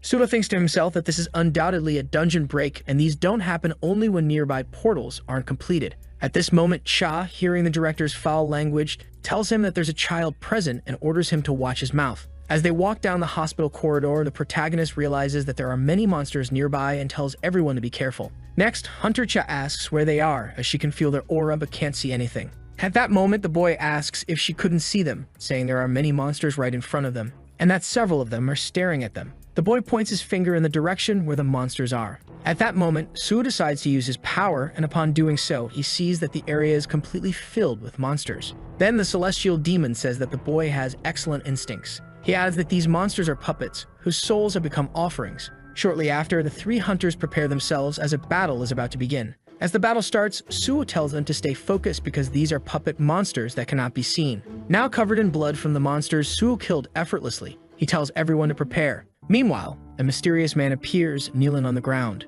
This man says that humans are like weeds. No matter how many times you step on them, they always rise again. Then the man wonders how they manage to be so pathetic. Immediately after, he shatters the crystal globe in his hand. Upon breaking the crystal globe, a strong light falls upon him, and the effect causes him to see the entire past of the protagonist. At that moment, he wonders how long the lineage of the celestial demon will withstand the endless attacks. Back to the protagonist, he thinks that the monsters have a small amount of internal energy mixed with mana. He realizes that something is different from other dungeons, but it's unbelievable that this is a ghost dungeon. He then thinks that maybe this is the work of the blood demon. The celestial demon, who can read his mind, responds that yes, it seems that the blood demon now has Suo as his target. Given the scale of what's been done, it's quite evident. Meanwhile, Director Kim is using all his power to prevent everything from going wrong. However, he asks the protagonist if they're really dealing with actual monsters, as he senses something different about them. Their energy mixed with mana is similar to the energy Suo has been using. But Suo replies that he'll explain the details later and that for now, they should just follow his instructions. He adds that no matter how absurd these ghosts may seem, they are just people who died in this hospital. Hunter Cha, extremely terrified, asks if he's really sure about that. But the protagonist doesn't answer and tells them to stop asking questions. He then orders them to move according to his instructions, telling Cha to hold up her shield and focus solely on defense. At this moment, Suo thinks that Cha is weak when it comes to defense, so she will have to sacrifice mobility to improve her protection, since they don't have a decent healer in the group. Even though Yueam is a healer, she hasn't been trained as a hunter yet, so even if they get hurt, the girl won't be able to heal him. Next, Suo tells Kim Soo to hold the front line as much as possible and reminds him not to forget that his priority is protecting the girls. In turn, Kim says he already knows. He then mentions that he doesn't understand what's going on and tells Suo that he won't forgive him if he doesn't give a proper explanation this time. As they fight tirelessly for survival, the protagonist senses something faint but close, an individual with strong energy from the blood demon. He says that this individual is either rank A or rank S. However, at this moment, his ancestor asks if he's sure he has time to think about such things. Knowing time is running out, the protagonist decides to unleash all his power at once, and with that, he swiftly ends the entire battle. Seeing the immense power that the protagonist demonstrates, Hunter Cha remarks that he's really become stronger. She then thinks that these are Suo's true abilities. She recalls conversations she had some time ago with Director Kim about Suo's skills. At that moment, she finally understands why the director had said that it didn't make sense to put limits on his potential. After winning the battle, Suo's ancestor tells the monsters that just because they're spirits doesn't mean they could ever think they're on the same level as him. His noble soul is different from worms like them. Then the protagonist suggests they all leave the area. However, the little boy says something is strange because he's hearing a voice calling out to them. Confused, the protagonist asks what voice he's referring to. The boy responds that it's a woman's voice. But at that moment, a bright aura begins to appear around the boy. Not understanding what's happening to the boy, Suo asks what's going on in this situation. Then his ancestor explains that some strong spirit nearby seems to have possessed the boy. However, the spirit that possessed the boy's body calls out each of their names. The spirit then says that she has missed them all so much. This spirit was Bak Ji-yoon. Everyone is shocked to realize who the spirit is. The spirit then mentions that Kim still looks exactly the same and asks him if he still hasn't quit smoking. Hearing this, the director is completely confused. In a flashback, a man calls out Jin Suho, Kim Soo, Cha Sayan, and Bak Ji-yoon. He tells them that they were the 4 interns with the most impressive overall results. He then informs them that from then on, they will work as a team and then dismisses them. Afterward, Bak Ji-yoon introduces herself. Upon hearing her introduction, Hunter Chem mentions that she had heard a lot about Baek, saying she was destined to be a best healer. However, Baek modestly replies that it's not that big of a deal, explaining that people tend to exaggerate, but she's grateful for the praise. Then Che says she was just joking, as only those who seek attention would want that. However, at that moment, Che gets irritated and orders the 2 boys to introduce themselves. In turn, the protagonist says he didn't really like Kim, to which Kim responds that Suo took the words right out of his mouth. At that moment, Kim tells them to wait because this time he's definitely going to surpass them all. Hearing this, Baek asks if they have some kind of problem. Cha explains that the 2 never get along. Most of the time, Kim Soo throws a death stare at the protagonist, but he's always ignored by him. At that point, Cha mentions that Kim was probably overshadowed at the admission ceremony, Kim being the one who was overshadowed. Angrily, Kim Soo asks who exactly got overshadowed. But Cha brushes it off and tells everyone to start the raid because time is ticking. Baek then tells Cha they should go together. But as she looks at Kim, she notices something strange about him. While trying to smell Kim to figure out what's odd, the young man asks what her problem is. With a look of frustration, Baek says she smells cigarette smoke coming from him. At that moment, Kim asks her to keep it a secret because if he gets caught again, his behavior evaluation will go down the drain. However, Baek asks if that means he'll get along with Suo. Hearing this, Kim and Suo begin to stare at each other. But the protagonist flashes a slight malicious smile. Later, while Kim is training, he becomes frustrated and wonders why he can't do the same as Suo, who is always ahead of him. Angry, he throws his training sword far away. Moments later, Kim, who got injured during training, is being healed by Baek. She tells him that's why she asked him to be more careful. It's because he's being impatient, trying to surpass the protagonist. Kim asks why she brought him up all of a sudden. At that moment, Baek says it's because she's worried. She then asks if he can't just take it easy, since he always ends up getting hurt. Kim responds that it's not like he wants to get hurt. It's just that it's the first time he's ever lost to someone and Yu Jia-won was the only one used to losing. The girl understands his situation but warns that if he keeps getting injured, it could become a permanent wound, and that Hunter Yu Jia-won wouldn't like it if he continued to get hurt like this. However, Kim asks what she knows as his relationship with that person has been a mess from the start. He says it's none of her business and asks who cares about someone who's already dead. But he quickly realizes that getting mad at Baek is pointless, especially when talking about that guy. At that moment, Baek apologizes. She says she should have kept quiet since she's not aware of the circumstances and spoke without thinking. For that reason, she promises not to ask any more questions, but Kim replies that's not what he meant. He then mentions that Yu Jia-won never considered him a student. If you didn't like something he did, he would hit him, and to him, Kim was just a trophy and nothing more. However, Baek mentions the image of them portrayed in the media. Kim says the image is fake. After all, Yu was the first rank as hunter in the country, and everything shown in the media was made up. This man selected orphans who had awakened mana and could be useful, taking them as students. Nothing else mattered. Kim just happened to be one of them when he first entered Yu's house after leaving the orphanage, and after finishing his first warm meal. He asks if Baek knows what he thought at that time. All he thought was that he had to survive, even if it killed him because he couldn't afford to fall out of Yu's favor, even if it seemed shrewd. But that place was a paradise for him back then. He didn't want to return to the hell he came from or be ridiculed for being an orphan. So the only thing he could do in that situation was win. However, the girl points out that even so, he lost to the protagonist. Kim says that the person he saw as his final goal passed away and after that, he felt lost. Then the girl asks if that's why he's so obsessed with Suo, and if he thinks defeating Suo will make up for his loss to Hunter Yu. But Kim says he doesn't know. Although, in a way, he kind of likes the protagonist. And so Kim thought Suo could be a good goal to work towards. Hearing this, the girl tells him that he wasn't being honest at all. Kim then tells her to be quiet. Next, she starts stroking his hair. Confused, he asks what she's doing. At that moment, the girl responds that she's just praising him for a job well done. But that wasn't the answer Kim was looking for. She then mentions that she used to feel very envious of others at the orphanage, because sometimes parents would come back to take their children, pat them on the head, and promise they'd return soon. That made her really jealous. It made her wonder if she would ever experience that feeling. Realizing what the girl is saying, Kim tells her not to tell him that she too. But before he can finish his sentence, she interrupts him. She says yes, both she and her sister came from an orphanage too. And because of that, even though she doesn't fully understand his situation, she can relate a little. That's why she understands why he wants so badly to surpass Suo. Kim, surprised, mentions that he didn't know she was also from an orphanage. At that moment, the girl tells him there's no need to apologize, but in return, he should stop smoking because she really hates the smell. Afterward, Kim asks why they're suddenly talking about smoking. She explains that it's because he keeps getting injured, and she has to heal him all the time. She then mentions that the two of them will be spending a lot of time together, or maybe not. But Kim responds that he can't just stop smoking and tells her to give up. Feeling challenged, the girl asks if he thinks she's incapable of breaking his habit.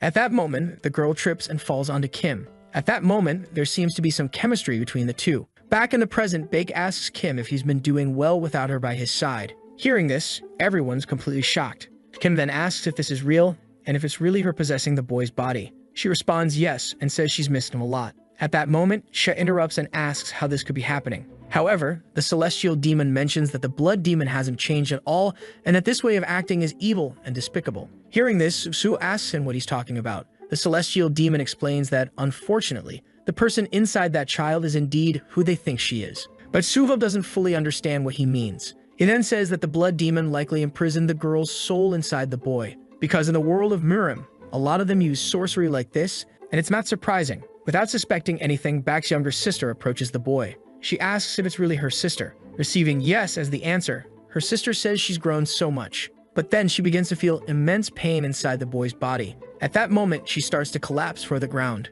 But Sudo catches her in his arms before she gets hurt. In Suo's arms, Baek's spirit says she doesn't have much time left there, and that she will wait for him at the end. After those words, the boy passes out. At that moment, the director says this is something he should have asked eventually. Facing the protagonist, he asks why Sudo let Jun die in the past. In a flashback, Kim used to hate and despise Suo, because he only saw him as someone who took his place. However, he and his group fell into an ambush. Suo told everyone to prepare for battle and stay in their positions. He ordered Sion to protect Jun and the rear. Jun was to be on standby as support. Suo would clear the path alongside Kim Suwoo. At that moment, Kim burned several goblins with his flames. Kim thought that Suo was exceptional. Even though he didn't want to admit it, he had no choice but to accept the fact that Suo was more qualified to be the leader. Meanwhile, Suo cut several goblins in half with his sword, but then a goblin appeared behind Kim and he couldn't react in time. However, Suo stabbed the goblin in the neck just in time. He then asked Kim if he was okay. A little frustrated, Kim replied yes, and Suo warned him to stay more alert. Kim reflects that he had always known Suo wasn't the same person he had known in the past. Back at the academy, Suo's grades were constantly dropping. Yet despite that, Kim believed in him. He believed in him as a leader and as his rival, thinking that Suo would be able to rise again and make a comeback. However, on the day of Baek's death, Suo looked at him with an expression that showed no concern for what had happened. And that's when Kim felt that Suo had crossed a line from which there was no return. After surviving that ambush, she mentioned that something felt off about that place. Monsters of all types were appearing, and they were stronger than the ones they were familiar with. The mansion in front of them seemed out of place and had a sinister aura. Baek chimed in, saying she felt the same way and suggested they leave to inform the instructors. Kim, on the other hand, told them to do whatever they wanted, and Suo ordered everyone to head toward the dungeon entrance. At that moment, the dungeon began to collapse. Seeing the danger, Suo told everyone to quickly enter the mansion. Once inside, the dungeon system informed them that this was the boss room. It said that their positions would change when the clock struck 12. However, if one or more members of the group died, the boss room would open again. This kind of boss room didn't even exist in Ranka dungeons. Suo attempted to open the door, but it was locked. He realized they had no choice but to explore the dungeon as the system had instructed. Kim agreed, wanting to get it over with and rest. Baek also agreed since waiting around might not guarantee that someone from the outside would rescue them. Cha, frustrated, asked why they had to be in this situation on the very last day of their practical training. She then wondered why the floor was both sticky and slippery at the same time. Suvo decided they should split into two teams, as the mansion was too large and moving together would waste time. The teams were formed, Suo and Bak in one and Kim and Cha Sayon in the other. After forming the groups, Suo asked if there were any objections, but there were none. One of the groups began moving first, not wanting to waste more time. As Suo and Baek walked for a long time without finding any clues, Baek remarked that something was wrong. The mana she sensed in this place didn't feel like regular mana. It was unsettling. Soda thought Baek's mana detection was exceptional, and if she felt that way, she was probably right. It meant there were unexpected variables at play in this place. At that moment, something tried to hit Kim, but Suo was able to block an arrow just in time. Looking toward the direction the arrow had come from, he noticed several statues of knights, which were likely monsters. He quickly told Baek to retreat carefully. However, Baek was struck in the chest.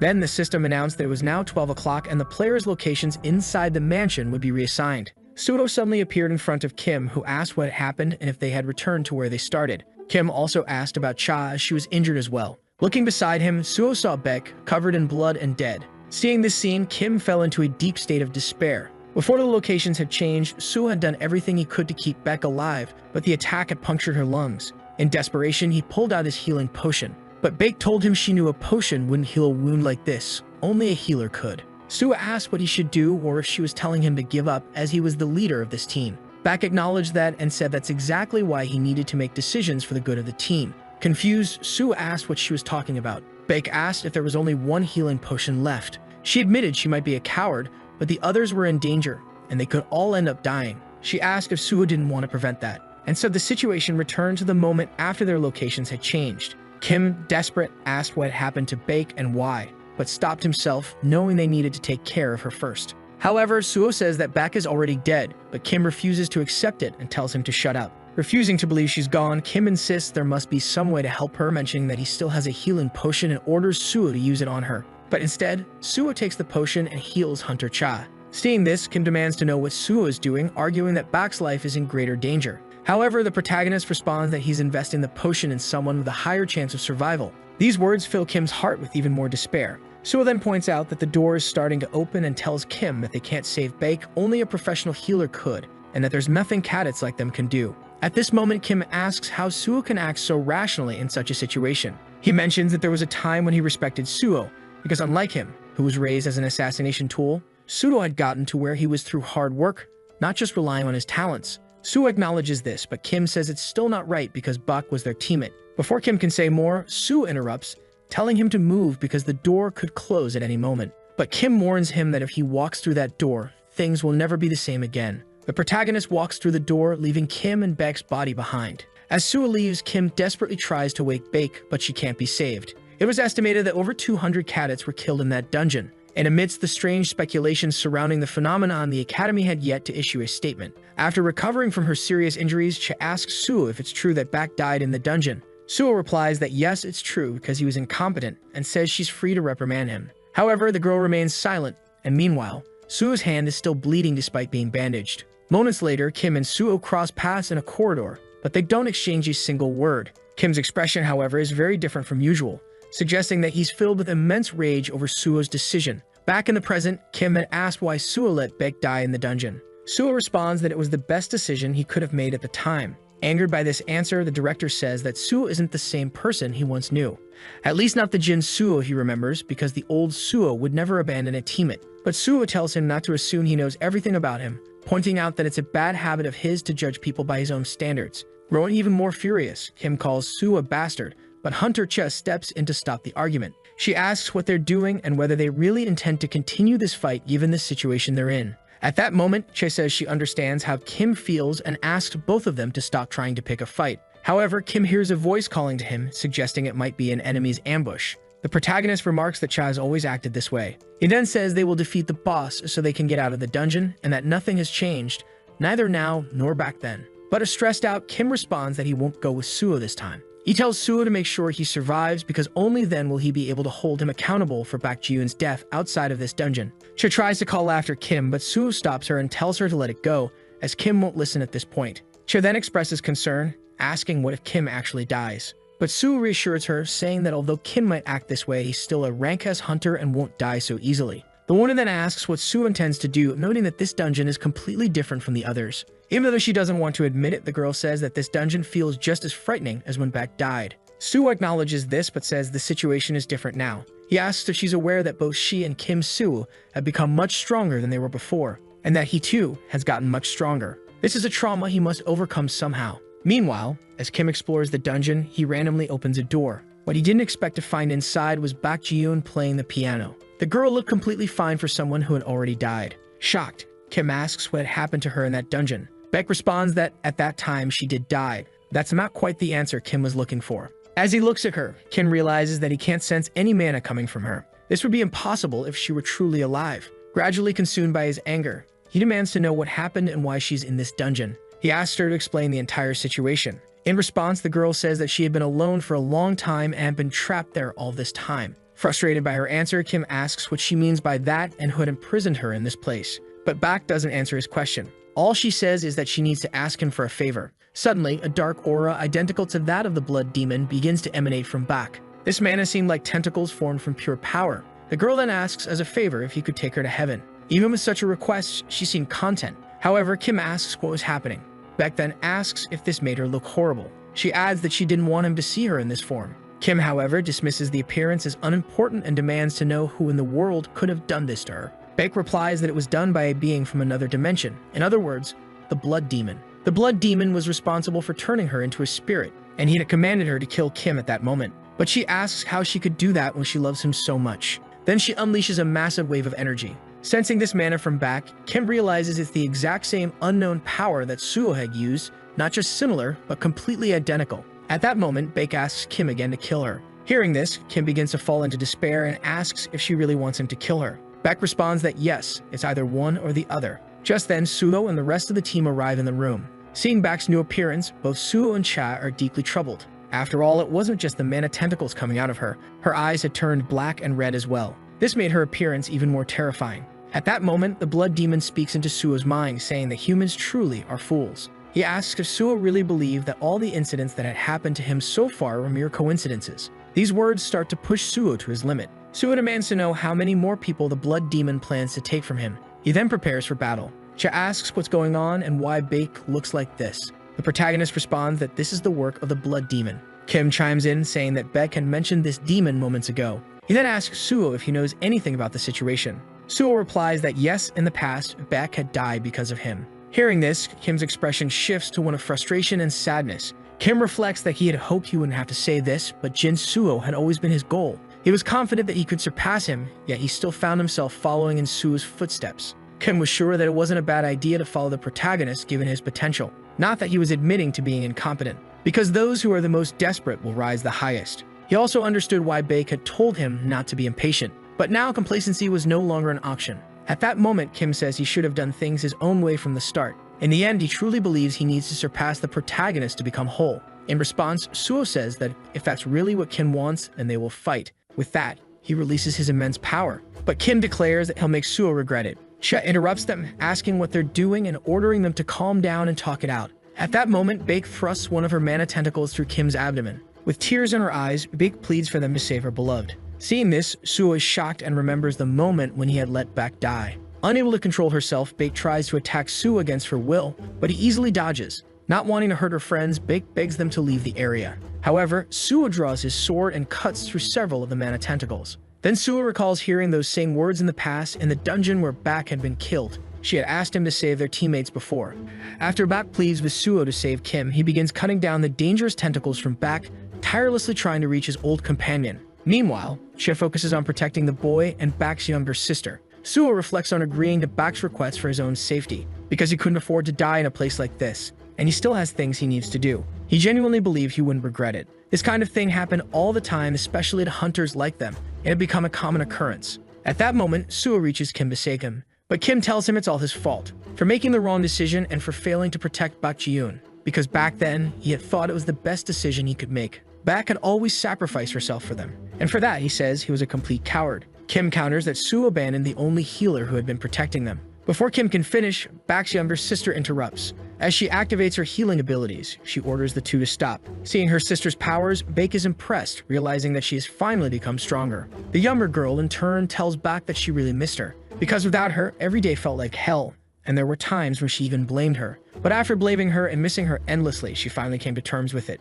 She then asked Bak if a healer should help others. Bak replies yes, feeling both admiration and pride as she sees how much her sister has grown both physically and mentally. Soon after, the entire area is filled with the younger sister's healing aura. Thanks to this, Kim Suo's wounds begin to heal rapidly. Bak is overjoyed by what she witnesses, but at that moment, she receives an order from the blood demon, something she cannot disobey. So the video ends here. If you don't want to miss the next part, activate the notification bell and see you next time on Tob's channel.